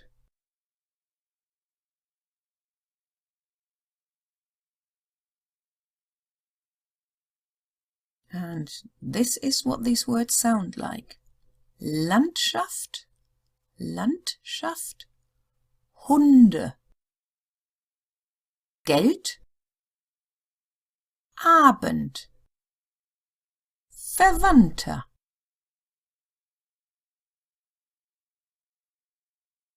F. Das as in English. Familie, Seife, Schlaf. But there's one change in the word doof, stupid. Now, you heard it correctly, doof. It's got the F at the end.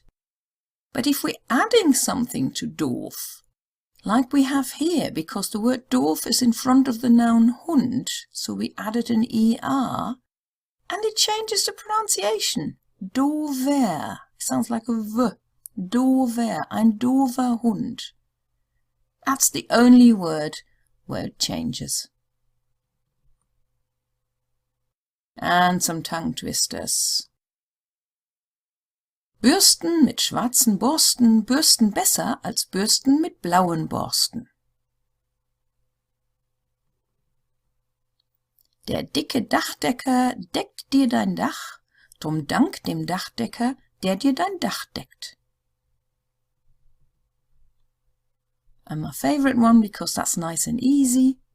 Wenn hinter Fliegen, Fliegen, Fliegen, Fliegen, Fliegen, Fliegen nach. Move on to the next video or pause this to practice saying these yourself for a bit. Have fun.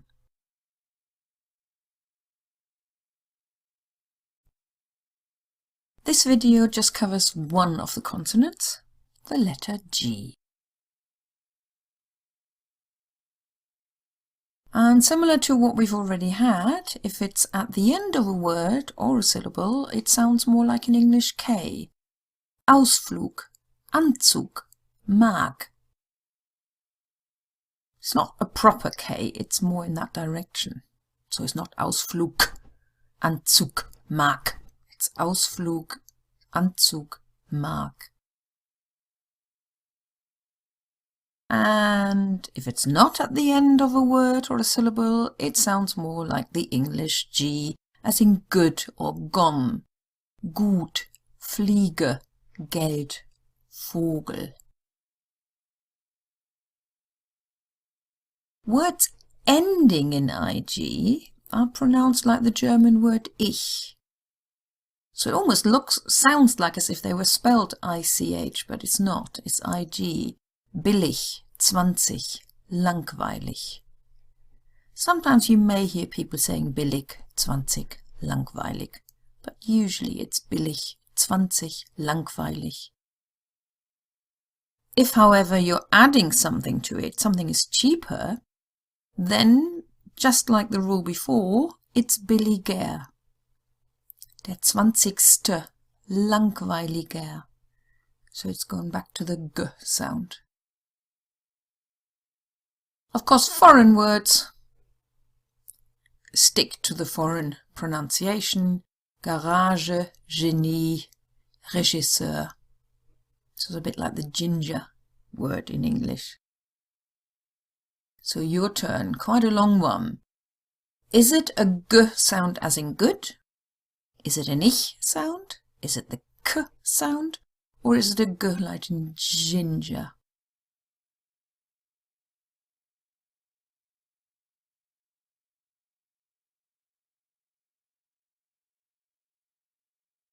As before, if you haven't had enough time yet, pause the video. If not, here are the answers. Klug. There's your k sound at the end. Ruhig. Genial. Careful with that one because it's not genial or anything. It's a German word genial, but Etage. Gnome und genug. And there we have two G's in there. G, as in the beginning, and the end one is more like a K. Genug.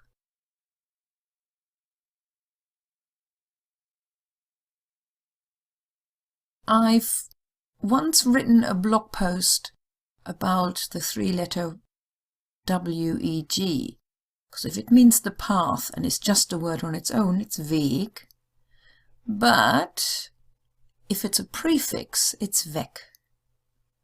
And you can find it on YouTube, but I've added it here as the next video as well, so you can watch that. But before you do that, here is another tongue twister. And I may not be able to say that very fast either. Grießbrei bleibt Grießbrei und Kriegsbeil bleibt Kriegsbeil. Kriegsbeil bleibt Kriegsbeil und Grießbrei bleibt Grießbrei. Whew. If you can't say it, don't worry. I find them hard enough as it is myself. I'll see you in the next video.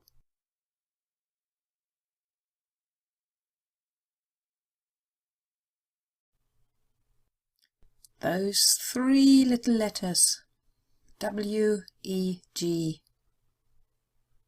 In German, when do you pronounce them as Weg and when as Weg? That is the question we're covering here. And the first one is Weg.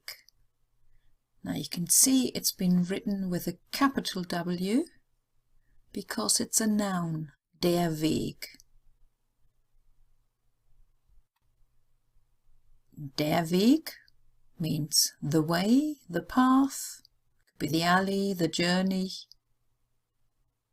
sometimes even the road. But I think the way is probably the best one.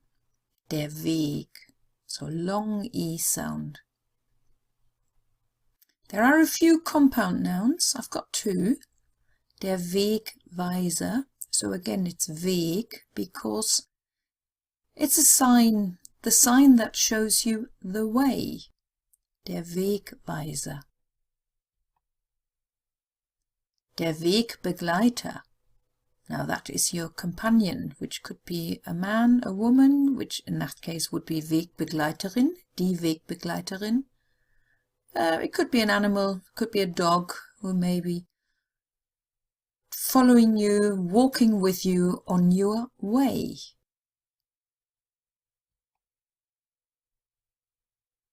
Now, WEG not written with a capital letter.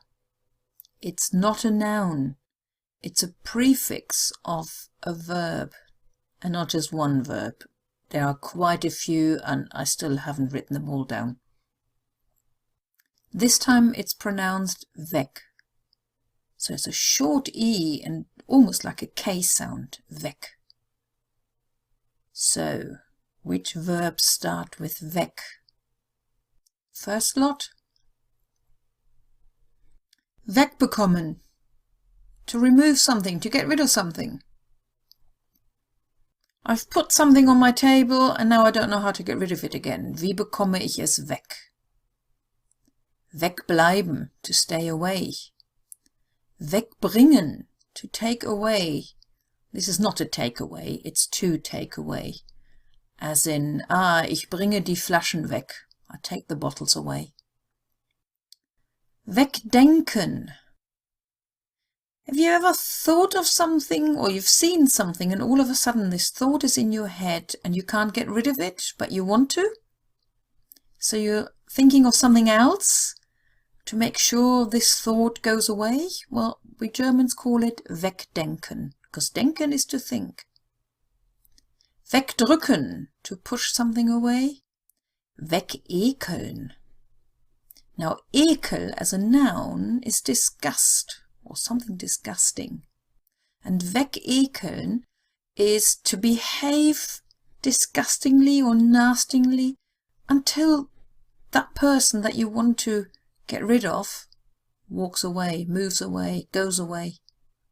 Not a very nice word, really. Wegessen. Now that's to eat something up and not leaving anything behind. Wo ist der Kuchen? Ach, den habe ich weggegessen. Sorry, that cake's gone. I've eaten all of it. Wegfahren, to drive away. Wegfegen, to sweep away. So to sweep is fegen. And if you're sweeping something away, then it's wegfegen. Wegfliegen, to fly away. Somewhere nice, I hope. Wegführen, to lead away. Und weggeben, to give something away. Ich habe meine CDs weggegeben. I've given my CDs away. No, I haven't, but... Weggucken, or wegblicken, wegschauen, to look away. Weghören. There is no verb for that in English. But say you're in a room with several people and you actually wanted to discuss a little birthday surprise, but the person in question is still in the room and you want them to not listen to what you're doing. So in German you could say, hör mal bitte eben weg. Which of course doesn't work at all, because if anybody says that to you, you'll be all ears. Oh, what are they saying? But that's the idea anyway. Wegjagen, to chase away. Wegkommen, to get away. Weglassen, to leave out. Like I may be laying the table and I'm leaving out the spoons because we won't need them. So I would say, ich lasse die Löffel weg. Weglaufen or wegrennen, to run away. Wegmachen. Now you wouldn't see that in written text, but in spoken German people saying it, which is to make away, literally, to remove something. Yeah, a child has made a mess and the mother says, mach den Dreck mal weg. Yeah, get rid of that dirt, that rubbish. Wegnehmen, to remove something, to take something. Wegoperieren. Now that's to have an operation when something then gets removed, like your tonsils. They would be wegoperieren. Wegpusten, to blow something away. Wegradieren, that's almost double, because radieren already means to erase something. But wegradieren, it just makes sure really you're erasing it until it's gone. Wegräumen, not just tidy things up, but to tidy them away. Wegrollen, to roll away. Wegrutschen, to slide away. Wegschicken, to send something away, like a parcel. Wegschließen, to lock something away, to secure it. Wegschneiden, to prune something or to cut something off. Wegtragen, to carry something away. Wegwerfen, throw away. Wegwischen, wipe away or wipe off something. Und wegziehen is to move away. And we have a few phrases as well. They may come in useful one day. Geh weg, go away. Hände weg, or sometimes we say Finger weg. That's hands off. Kopf weg, mind your head. Und weg damit, get rid of it. So to put it all together again, if the three-letter word WEG in German means the way, then you pronounce it with a long E, Weg. If it means away, you pronounce it with a short E, Weg. I hope that made it a bit easier now.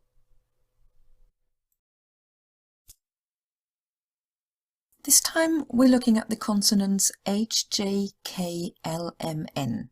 It's quite a few in one video, but that's because they're almost the same as in English. Right, H. It doesn't get pronounced when after a long vowel sound. And we've already covered that in the vowel video. Fahren, Lehrer, ja. At the beginning of a word or a syllable is just like in English. Haus, Hamster, Bahnhof. So there is Haus und Hamster. It is actually like the English word. Bahnhof, we've got the first H because that makes it a long A sound. And then the second syllable, or actually a compound noun. It's just a word, Hof. So as in English. The letter H, of course, comes in lots of other combinations. CH, SCH, PH and TH. And I'm covering those in the videos with the letter C and S and P and T. The German J sounds like the English Y, as in yo-yo. And actually, if you look at the words in English, they would be spelled with a Y. So yo-yo, jodeln, Joghurt, ja. But English words in German starting with J have been Germanized insofar that if it's a verb, it may have German endings now, but they are still pronounced as in English. So joggen, jeans, job. So, ich bin joggen gegangen.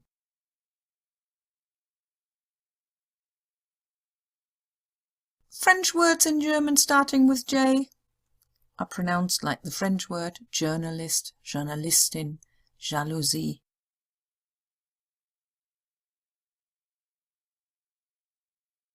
So, is this a German J or a foreign J?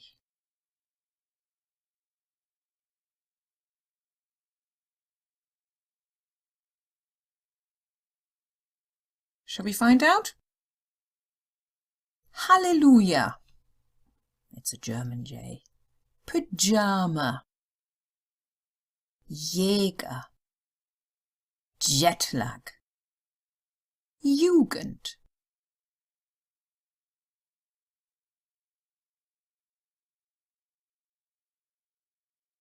The letter K. It sounds like a K, like in the English word cook. Kino, kalt, Kartoffel.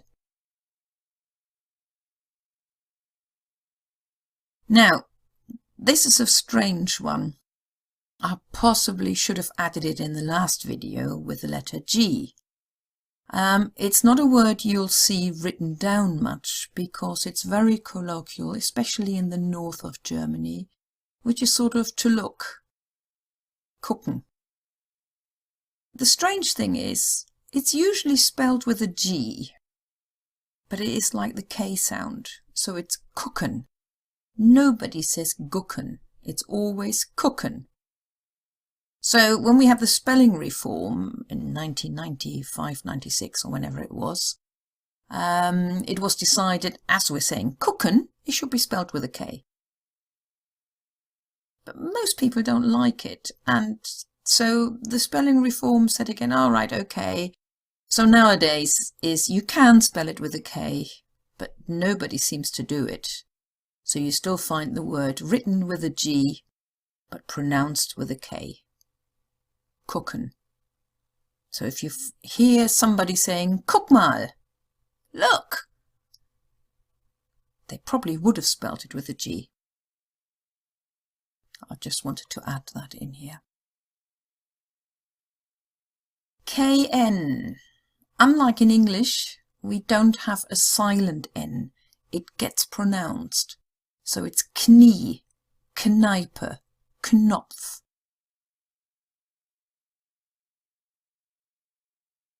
L. Now the German L is pronounced like the so-called front L, the English front L, as in lamp, not like the back L as in rattle. So Lampe, Apfel, sammeln, Teil or Teile. M, just like the English one. Mann, Musik, Name, im. No difference to the English. And the same applies to N. Nase, nicht, Tunnel, schneiden. Just like in English. NG, if you have an NG, that's sort of similar to the thing or bring in English. Zeitung, Hunger, Klingel, Frühling. And the same applies to NK. Dunkel, Bank, Onkel. You ready for a listening exercise? Oh, I haven't written any words down. Well, that's because if I had, you would know if this word is spelled with an NG or an NK. So I'm going to read out the words to you. You try and spell them and tell me or tell yourself, did that word have an NG or an NK? The first word, singen. I repeat, singen. The second word, sinken. Sinken. Number 3, Enkel. Enkel. Number 4, Engel. Engel. Number 5, dünken. Dünken. And the last one, düngen. Düngen. As you've noticed, they're all very similar, the two words each time. This is what I read out to you.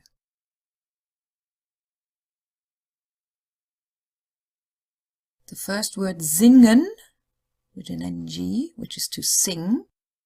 Sinken, to sink. Actually exactly the same as in English, sing and sink. Enkel, which is a grandchild. Engel, which is an angel. Dünken, sort of to seem or think. And düngen is to fertilize.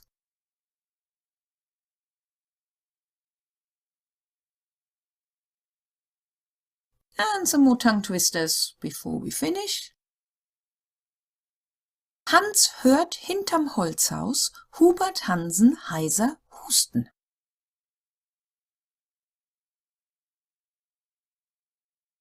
Klitzekleine Kinder können keinen Kirschkern knacken.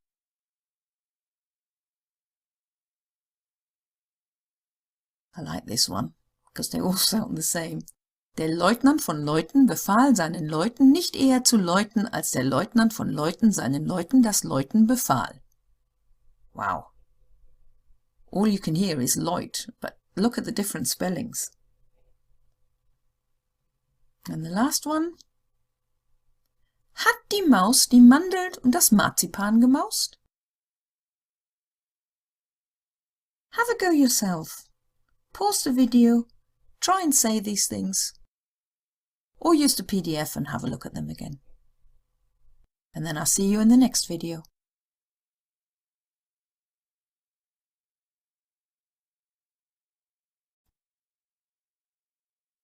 Now let's have a look at the consonants P and Q. P on its own is just like the English P. Park, Platz, Alpen, Tipp. More tricky when you have a combination with P. PF. That's pronounced as one sound, so it's not preferred, it's pferd. So it's an F with a slight P in front of it, pferd, Pfeffer, Pfirsich. Good time for a listening exercise. Again, I'm going to give you 6 words, but do they start with a PF or do they start with an F? Are you ready for this? The first word, Pfund, Pfund. The second word, Pfund, Pfund.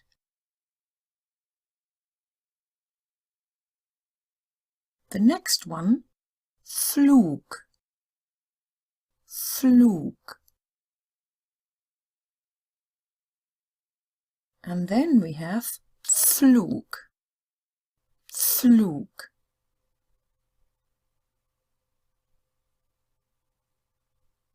And for the last 2, Pfeil, Pfeil. And the last one, Pfeile, Pfeile. And here is the answer. So the first one was Pfund, Pfund with a PF, which is the pound. Pfund, just the F, which is a find. Flug, the flight. Flug is a plough. Pfeil is an arrow, and Pfeile is a file, like a nail file or anything. Now, if you didn't do it too well, remember that this exercise really is pretty artificial. I mean, who would be throwing words at you, Pfund, Pfund, Flug, Flug, Pfeil, Pfeile, and saying, how do you spell them? This is not how you do a conversation in German. And as I said before, it is the context of the sentences that you hear or see or read which will give you an idea whether somebody's talking about a plough or a flight.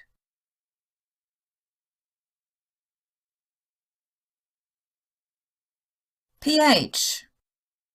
That's like the F in English, like in the word phrase. So Physik, Paragraph, Alphabet, Phrase. There's a little but, because we used to have more words spelled with a PH. Fotografie, Telefon, Elefant. But because they so obviously sound like an F, during the spelling reform in 1995, that's been changed. So nowadays, you'll find the words written as with an F. Fotografie, Telefon, Elefant. Depending on if you're reading a German book, even a German textbook, if it was written before 1995, it most likely will have the old spelling.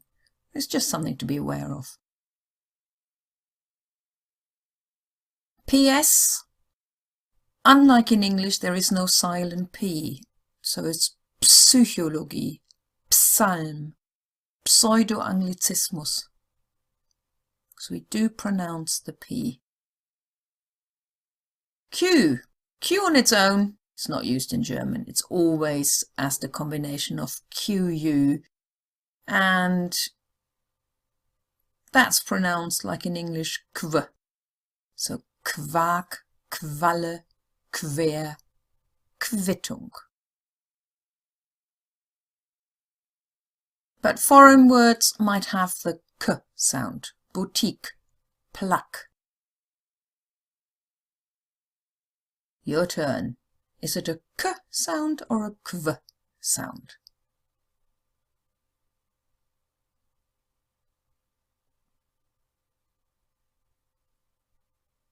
If you're not ready, pause the video. If you are ready, this is what the sounds are. Clique, quetsche, bequem, Jacqueline, konsequent.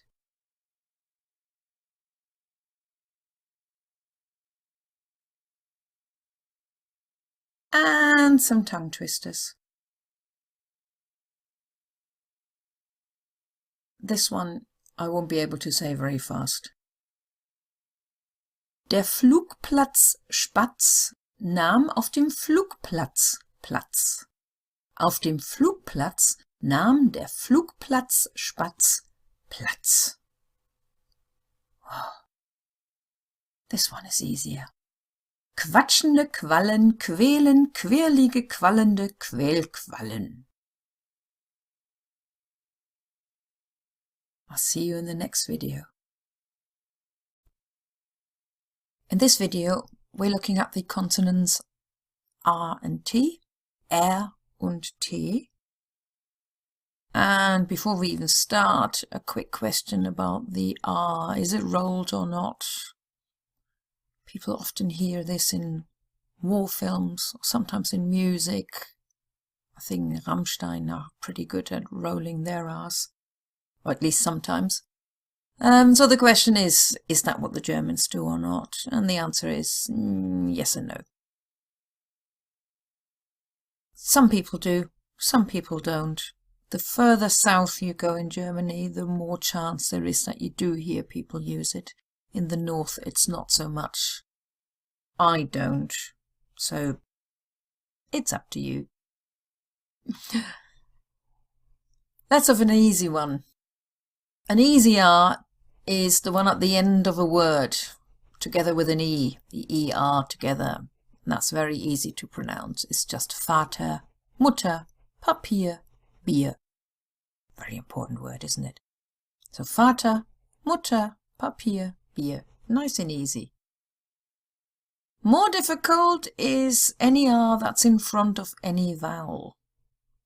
Bruder, Bruder, Rot, Rot, Grün, Grün, drei, drei. Fancy practicing some tongue twisters? How about this one? Blaukraut bleibt Blaukraut, Brautkleid bleibt Brautkleid. Oh.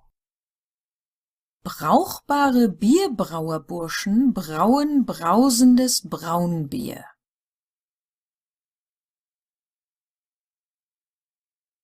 Der froschforschende Froschforscher forscht in der froschforschenden Froschforschung. You can always pause the video and practice this for a while, or we can move on to the letter T. Let's move on. Now the letter T on its own sounds just like the English T. Auto, Tür, gut. No difference there. Slightly more different is when you have a letter combination. Now the TH, although it exists in German, it is pronounced like a T, and we don't pronounce the H. So it's not like the English th. Actually, quite a few Germans are struggling with the English th, and they can't say it. So the words we have here, remember, it's just a T sound. Apotheke, Katharina, Methode, Theater.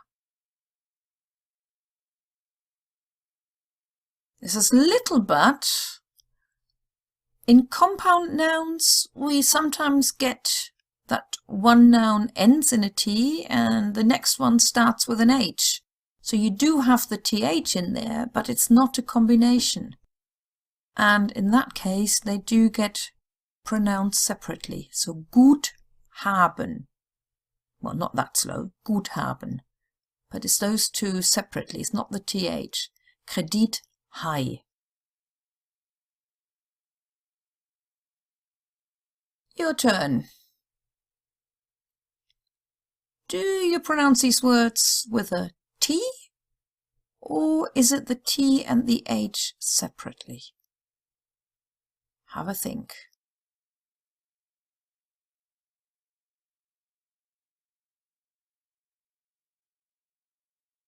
Pause the video if you're not ready. Otherwise, I will now reveal the answers. Katholik. Thailand. Mithilfe. There's your compound noun, Mithilfe. And the next one the same, Nachthemd. Rathaus. But the last one, Thermometer. Well done if you've got those. T-I-O-N. A lot of words end in T-I-O-N, and that's pronounced like Zion. So it's almost like a T-S or T-Z even, Zion. Adoption, Dokumentation, Funktion, Nation.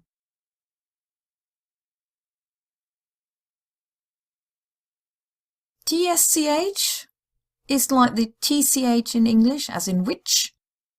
Deutsch, Quatsch, Tschüss. I love those ch sounds. TZ is as the English TS. So Blitz, Netz, Putzen, Spitze. And to just finish this video with a few more tongue twisters. Testtexte, Texten, Testtexter. Testtexter, Texten, Even I can't say it. Let me start again. Testtexte, Texten, Testtexter. Testtexter, Texten, Testtexter.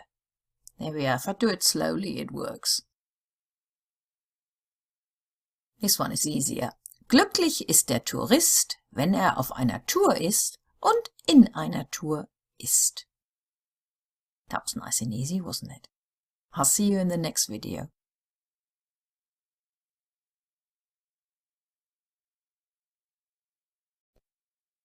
In this video, we're looking at the consonants V, W, X, Y, Z, or in German, V, W, X, Y, Z.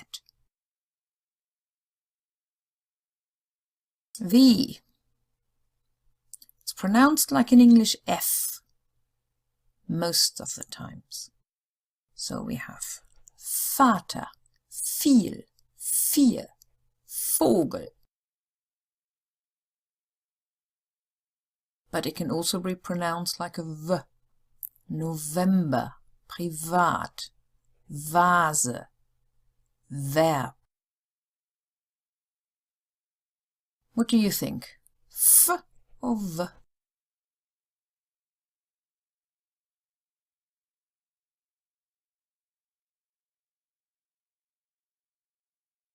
And I'm about to reveal the answers. Klavier.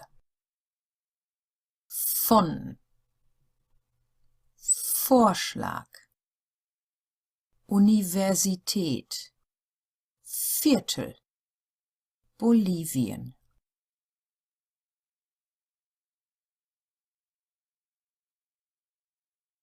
W, pronounced like the English V. So V, wo, Winter, wer, wie. Wirklich?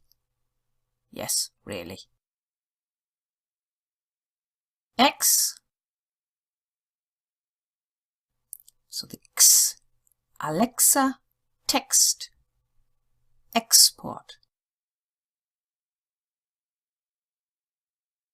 The Y, if it's used like a vowel, then it's pronounced like the U-Umlaut, Ü. Rhythmus, typisch, Gymnasium.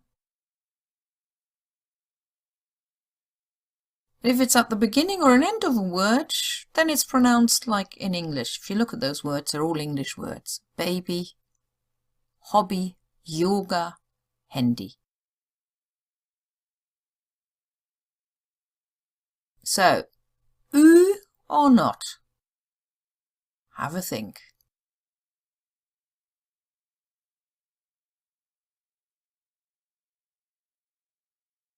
Ready for the answers? Okay. System, Analyse, City, Disney, Hydraulik, Typ.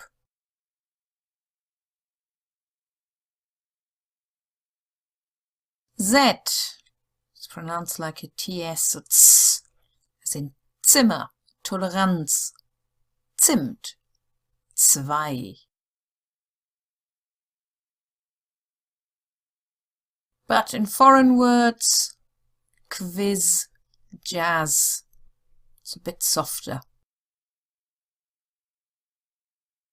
And some tongue twisters. This one is not too bad. 4 fünfmal vervierfacht macht mehr als 5 viermal verfünffacht. This one is easy as well. Wer nichts weiß und weiß, dass er nichts weiß, weiß mehr als der, der nichts weiß und nicht weiß, dass er nichts weiß.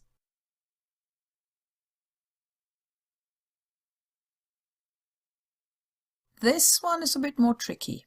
Max wachst Wachsmasken. Was wachst Max?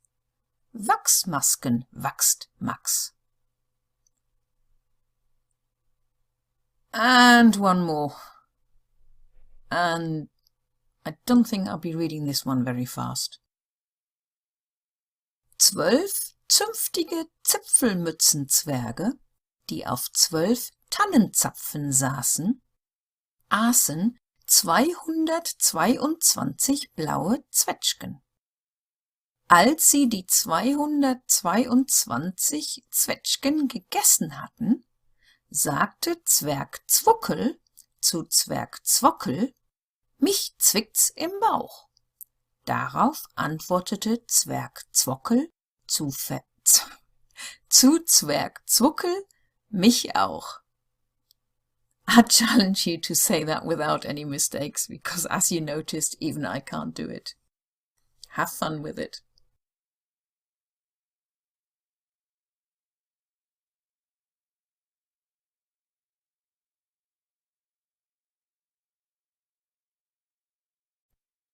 In this video, we're going to look at the consonant S and the combinations of SK, SP, ST and SCH. First of all, the letter S on its own. If it's at the beginning of a word or a syllable, it sounds more like an English Z. So Sonne, Saft, Sie, zusammen. At the end of a word or a syllable, it's like an English S. Haus, it's almost the same pronunciation, just different spelling. Haus, Reise, arbeitslos, alles. So is this an English Z sound or an English S sound?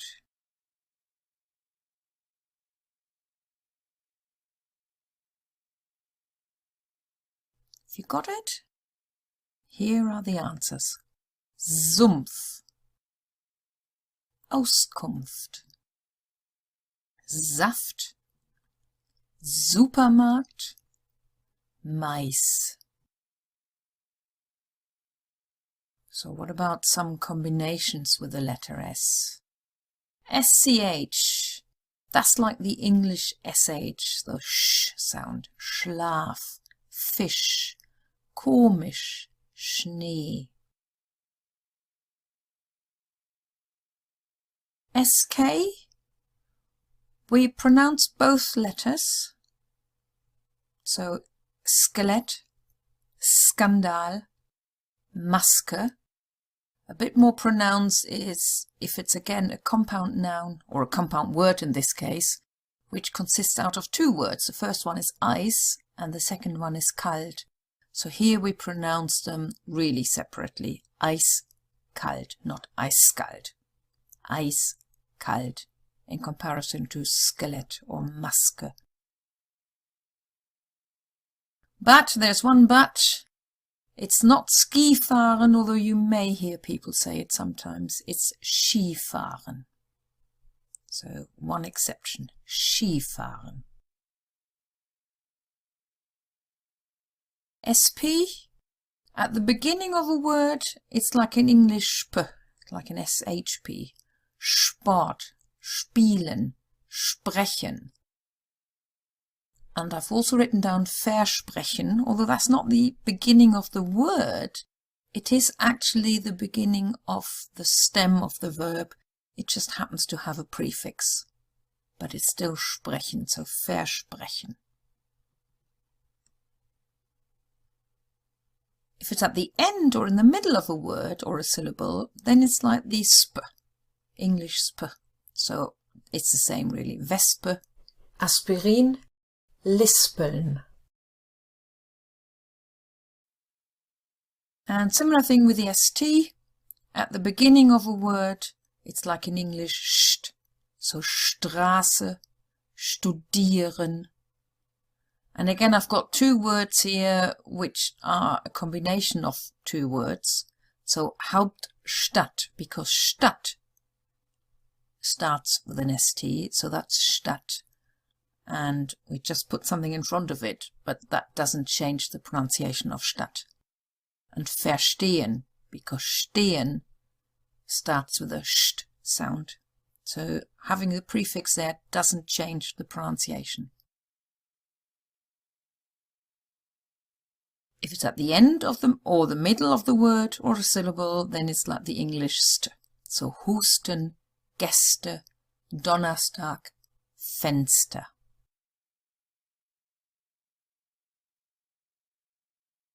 Now, the SS, two S's, or is it the SZ letter? Before the spelling reform, there were lots of words written with the SZ letter. And in the spelling reform in 1995, there were some rules made that these words we've got here used to be spelled with the SZ, but because they're all after a short vowel sound, they are now spelled with a double S. So Fass, Schloss, Stress. If you have got any books, whether it's textbooks or novels or anything, that were written before the spelling reform, you would see those words still spelled with the SZ. But with the new rule now, it's Fass, Schloss, Stress.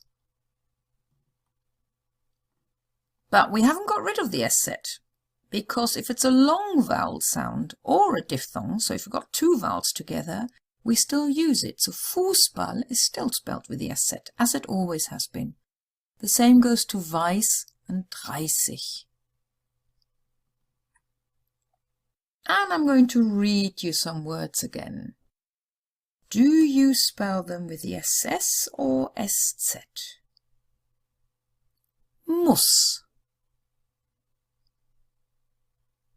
And I read it again. Muss. Is that two S's or SZ? Maß. Maß.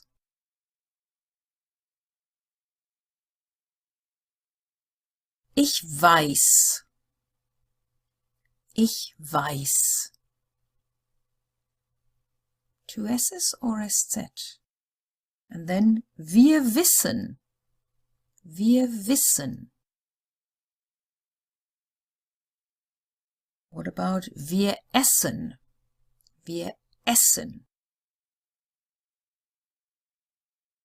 Or aß. aß. What do you think? Did you spell them correctly with 2 S's or SZ? This is what it looks like. Muss is a short U, so it's 2 S's. Maß, which has got a long A sound, SZ. Ich weiß, you've got the EI in front of it, so it's got to be the SZ. But wir wissen is with 2 S's. Wir essen, 2 S's. Und aß is still spelled with the SZ.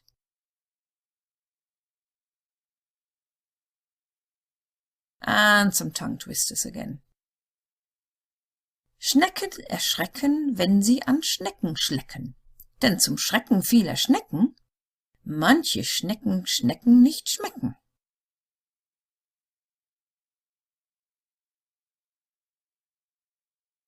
Siebzehn Schnitzer, die auf 17 Schnitzsitzen sitzen und mit ihren spitzen Schnitzern Ritzen in ihr Schnitzholz schlitzen, wobei sie schwitzen, sind 17 schwitzende, schnitzende, auf dem Schnitzsitz sitzende, spitze Schnitzer, benützende Schnitzholzritzenschlitzer. You notice I said that pretty slow? And I've practiced beforehand. It's your turn now. I'll see you in the next video.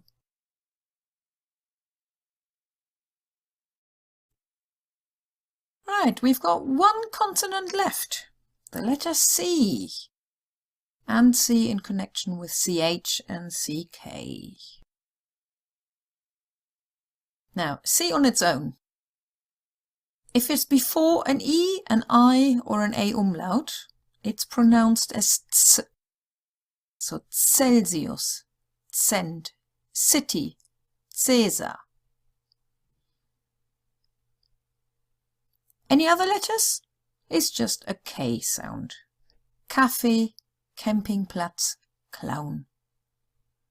And these are most likely all foreign words. There is an exception. Some foreign words are pronounced differently. Cello, cappuccino. But they're clearly foreign words, are not original German words. Your turn. Is it a K or a Ts? So K or Ts sound.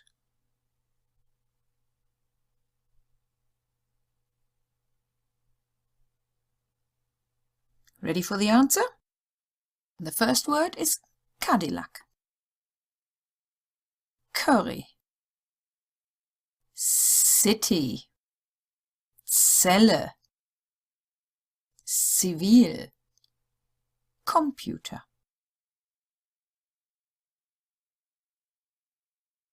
CH. This is the one that's bothering most German learners.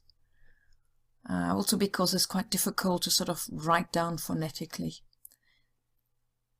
If it's after an A, O, U or AU, so A, O, U or Au, then it's as in Loch Ness, so the ch sound, ch, Loch, ch, Auch, Buch, Tochter.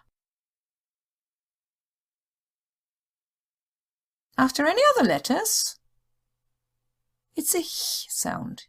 Ich, Milch, wirklich, Mönch.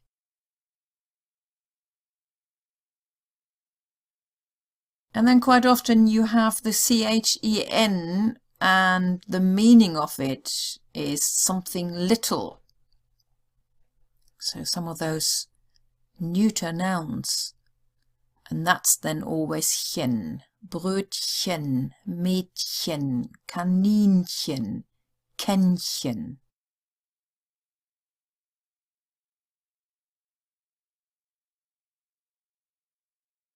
So quite often the word changes and the pronunciation changes. Here we've got a list of words where I've actually only added an umlaut. Most of them turned it from singular to plural.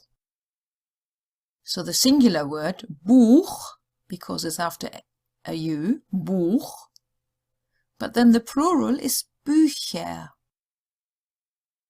Singular is Tochter, Tochter. And the plural, Töchter, Töchter. Loch, Loch. Löcher, Löcher. Brauch, Brauch. Bräuche, Bräuche. Bach, Bach. Bäche, Bäche. And this is not a singular plural, but to like in the past tense, imperfect tense, is mochte, and the conditional it's möchte. Now, if you are struggling with the pronunciation of those, bearing in mind again that you very unlikely say any of these words completely on their own, and it's a context again that will tell you, or that will help the other person understand what you're talking about. So let's assume you're struggling with the difference of Tochter and Töchter. Yeah? Well, you wouldn't just say Tochter or Töchter. You might say, ich habe eine Tochter. And then the eine is giving away that is just one daughter. Ich habe zwei Töchter.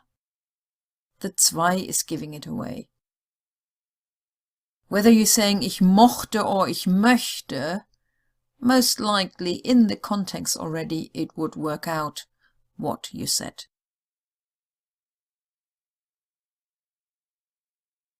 Some exceptions. CH here, again with foreign words, is pronounced like the K again. So Chor, Christoph, Chaos, Orchester. And some regional exceptions. Now, I've only ever pronounced these three words as Chemie, China, Chirurg, because that's what we say where I come from. Chemie, China, Chirurg. In other areas, people say Chemie, China, Chirurg. This is one of the reasons also why when you're learning a foreign language, you just learn the standard. So any textbook will teach you the standard German, and it's up to you really to pick up how people in the area that you're visiting or you're moving to is speaking. But you're probably not very often talking about a surgeon who talks about chemistry in China. So you'll probably be all right. Foreign words. French ones are just pronounced, the CH is pronounced just like in the French language. Chauffeur, chef, charm. And English ones, chicken, chat, cheeseburger.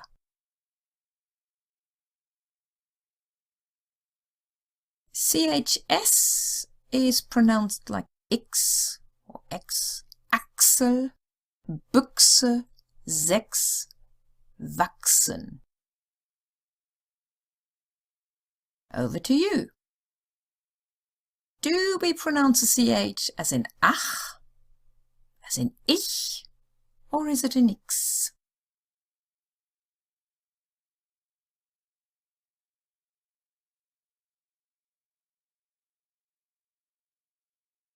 And I'm about to reveal the answer. Reich, as in ich, Tücher, Abbruch, wechseln, kochen. Did you get those? Well done if you did. CK is always pronounced just like a K sound and always after a short vowel sound. Abtrocknen, Blick, Decke, Schreck.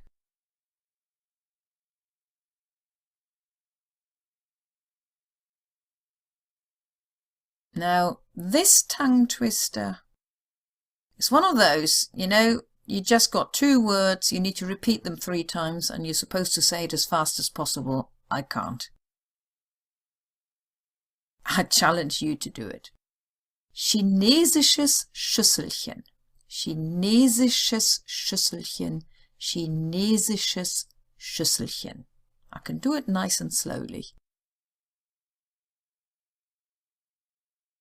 And the last one, Mechthild und Eckhard machen schrecklich Krach. And that was the last of the consonants.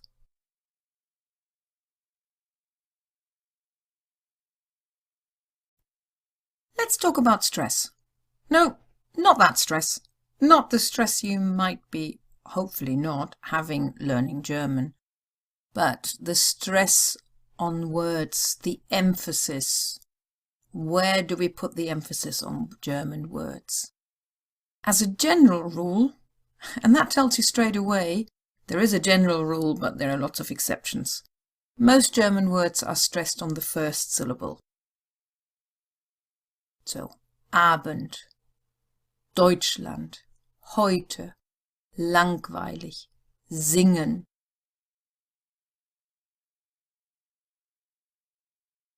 The stress is on the second syllable, for example, after words beginning with B, Emp, Ent, Er, G, Ver, Zer. Examples: besonders, Empfang, Enttäuschung, Erfahrung, Gedächtnis, Verein, Zerbrechen. And on the second last syllable, with words that end in ieren. Rasieren, telefonieren, studieren. And on the last syllable, with words ending in I, ich or tät. Bäckerei, Theorie, Musik, Universität. Foreign words, however, are usually stressed as in the original language. Computer, hotel. And that's where one of the problems comes, because sometimes it's not really that obvious anymore whether it's a foreign word or not. I mean, I wouldn't have recognized hotel as a foreign word. But that's the beauty of language. Just something to show you here. We've got 4 words which are almost identical between English and German. But each time in English the stress is on the first syllable and in German on the second one. So total is total in German. Jewel is Juwel in German. April? No, it's April. Local? Lokal. So that's a little bit of help on the stress, but like I said before, there are so many exceptions and different words, and trying to work out whether a word is originally a foreign word or a German word will take a bit of time. I'll see you in the next video.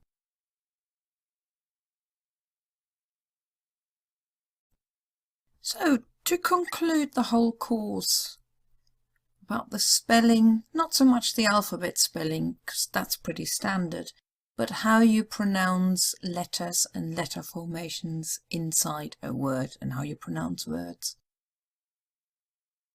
There are lots of German rules and lots of exceptions. Just like with everything else. So one of the exceptions, foreign words, like the English joggen, for example. It gets Germanized.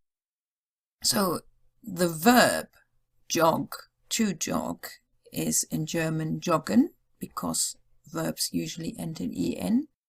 And it's ich jogge, du joggst, er jogged. But the pronunciation stays in English. Sometimes it's not that obvious. Sometimes the pronunciation gets to the German pronunciation, sometimes it doesn't. It also depends on how the people who are saying those words feel. Looking at some French words. Garage. Nobody in Germany would say Garage. although that would have been the German pronunciation. It's Garage. Slightly different are the next two words. Now, a lot of Germans saying pensioniert and orange, because those come from the French language. Yeah, somebody who's retired may saying, ich bin pensioniert. Und ich mag die Farbe orange. But a lot of other people, and actually me including, would say, ich bin pensioniert. Und ich mag die Farbe orange. So it's a little bit more Germanized. Not quite, because if it was a German spelling, it would be, or pronunciation, it would be pensioniert. Und orange. Don't think anybody says that. But you've got the choice whether you want to stick to the pensioniert or pensioniert, orange or orange.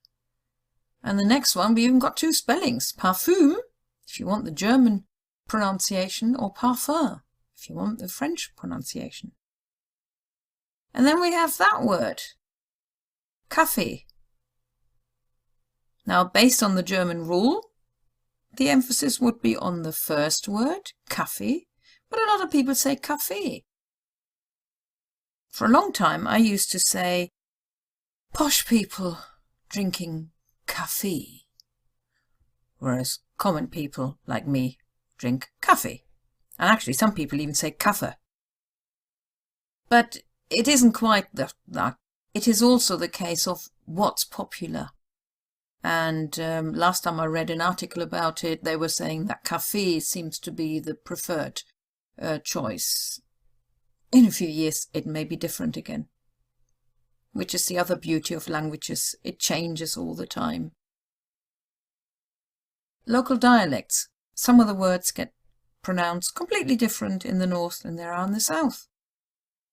One example, which a lot of English people probably like, especially those who are struggling with saying ich. In Berlin, those who speak proper Berliner dialect will say ich or icke, whereas in other areas they don't. Think of your own language, your native language, English or whatever language it may be. Think of the standard, and then think of all the variations you can hear in different parts of that country. Now, all my years in England, I've only ever lived in Wiltshire, which is in the southwest of England. If I go up north, I might be struggling with understand what people are saying. So if people who live in the country sometimes have problems, then don't worry if you're having problems. Again, that's the beauty of learning a foreign language. But that's the case with any language, not just with learning German. And I'll just leave you with one more tongue twister. It's almost like a little story. And I'll try and read it without any mistakes. Wussten Sie schon, dass, wenn in Reden von Walzwerken und Waldzwergen die Rede ist, es zu Irritationen beim Hörer führt, da es phonetisch nicht ganz leicht ist zu unterscheiden, ob es sich um Waldzwerke oder Waldzwerge handelt. Gott sei Dank ist es aber relativ selten, dass ein Waldzwerg ein Walzwerk besucht oder Walzwerke in der Umgebung der Waldzwerge erbaut werden. Wenn allerdings ein Waldzwerg ein Walzwerk baut, handelt es sich demzufolge um ein Waldzwerg-Walzwerk. Wenn dieser dann auch noch darin arbeitet, ist es dann offensichtlich ein Walzwerk-Wald. No, I can't get that right. Walzwerk-Waldzwerg. On that note, where a German native speaker makes a mistake reading a German word, what do you need to worry about? Just enjoy learning it.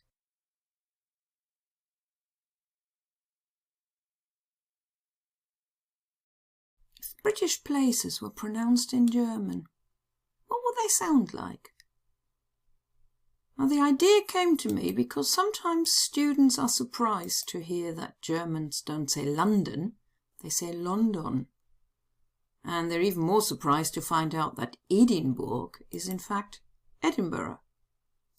So that gave me the idea, and I found 20 British places, and I've turned it into a listening exercise because I am going to say them to you as if they were German words.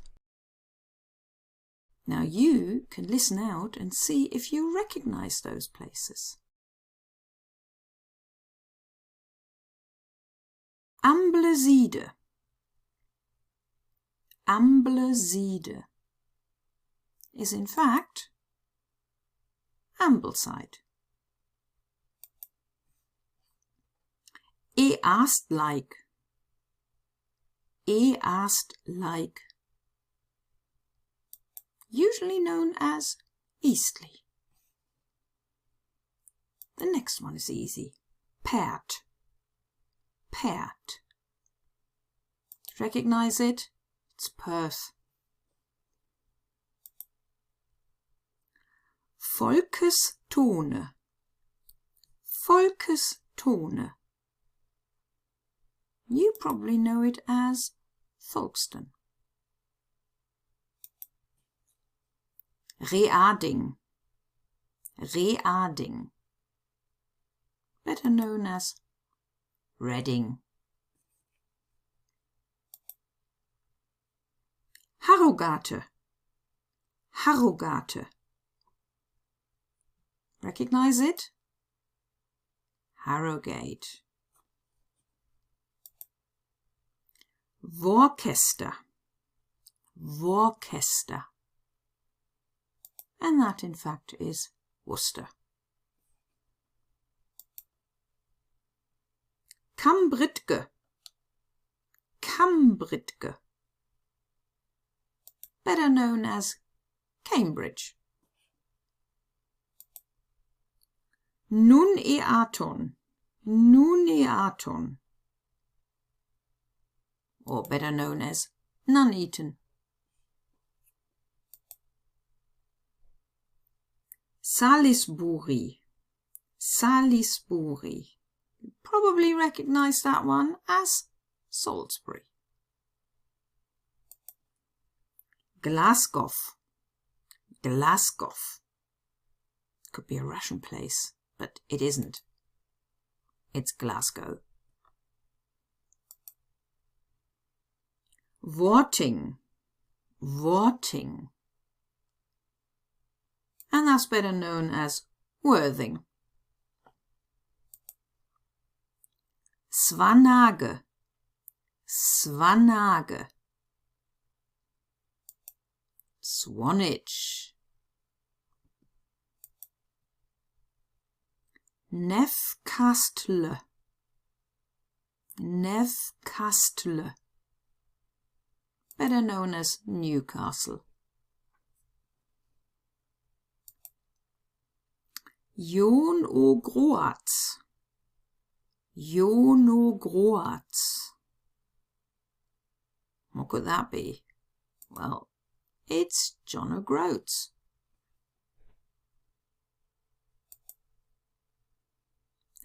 Brighton. Brighton. Better known as Brighton. Gloucester. Gloucester. And that in fact is Gloucester. Whitehaven. Whitehaven.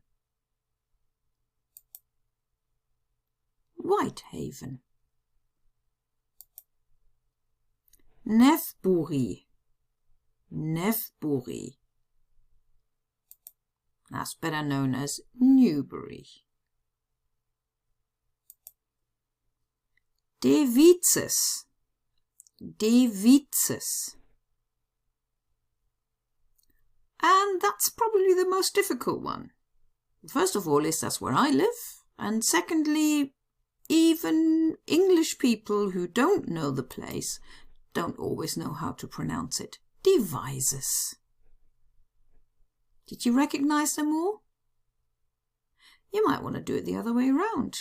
Choose some other towns and pronounce them in German, in English, and just see what silly words come out. Enjoy. When new students learn the alphabet and those lovely umlauts on the A, O or U, the question comes up, does it matter? Well, it does change the meaning of the word. Although having said that, quite often the rest of a sentence would help a German speaker realize which word you said, even if you did not quite say it right. But I found quite a few words, verbs, nouns, a mixture really, where the meaning of the word changes because of the umlaut. So let's have a look at them. First one is singular or plural.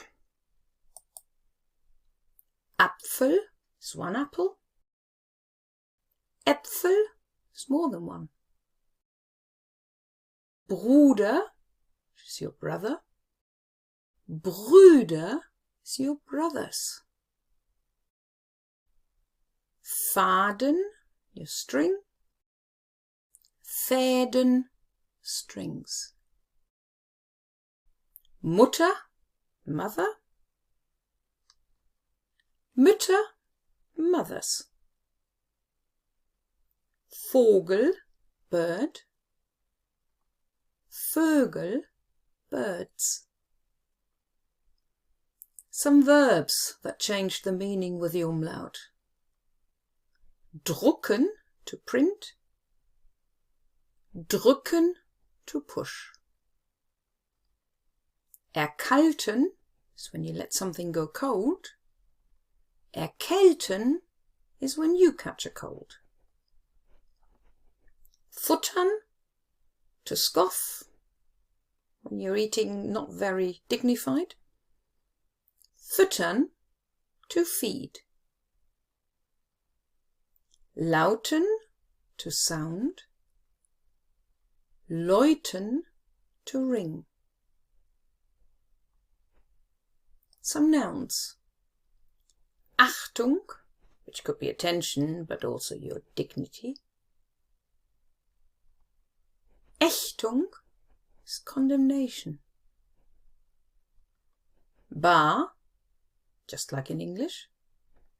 Bär is a bear. Handler is a computer term, same as in English. Händler, a dealer or a salesperson. Grate, now that's a plural word, which is ridges. And Gräte is a fishbone. Sage, a legend. Säge, a saw. Schussel or Schussel, a scatterbrain. Schüssel, a bowl. And a mixture. So when you see it written down, you would recognize whether it's a noun or a verb, but in spoken language, you wouldn't necessarily unless you understand German really well. Das Alter, which is the age, but älter means older. Haufen, which is the heap or the pile, and Häufen is to pile up. Schon, already, and schön, which is pretty. Schwul, which means gay, and schwül, which is hot and humid. Gewahr, aware. Das Gewehr, the warranty. And that's Gewehr spelled with an A umlaut. There is another Gewehr spelled with an E, which is a gun. Wahrung, protection. Währung, currency.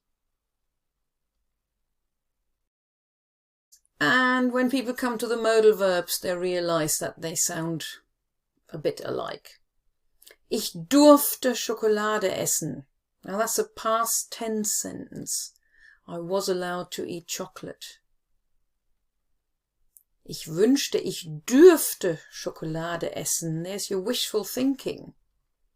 I wish I was to be allowed to eat chocolate. And the same with können. Ich konnte Klavier spielen. It's past tense again. I could play the piano, or more like I was able to play the piano. Maybe now I can't anymore. Oh, ich wünschte, ich könnte Klavier spielen. I wish I could play the piano. Ich musste meine Hausaufgaben machen. I had to do my homework. Ich müsste eigentlich meine Hausaufgaben machen. I should be doing my homework, but I'm not sure if I can be bothered. Not quite the same, is it? And although I'm sure there are lots more, I found two differences. One is a verb, benutzen, which is to use in German, but the Austrians say benutzen. And for any holiday makers, Fürth is a town in Austria, whereas Fürth is a town in Germany. Over to you. Which one of these words am I saying? The one without the umlaut or the one with the umlaut? The first word is Bruder. Bruder. And that, of course, is without the umlaut. Vögel. Vögel. That's with. Drücken. Drücken. That's also with. Achtung. Achtung. And that's without again. Sage. Sage. Yeah, without. Älter. Älter. Which one did I use? Yeah, it's the one with the umlaut. Füttern. Füttern. Another one with an umlaut. And a few more, the last lot. Haufen. Haufen. The first one again. Schön. Schön. And that is the one with the umlaut. Schussel. Schussel. The scatterbrain, yes. Währung. Währung. And that's with the umlaut. And the last one, just those modal verbs. Which one am I using? Durfte. Durfte. That was a past tense one, yeah. Konnte. Konnte. That's also the past tense one. Müsste. Müsste. And that was with the umlaut. How did you get on? Did you hear the differences? Can you say them yourself? Have a go.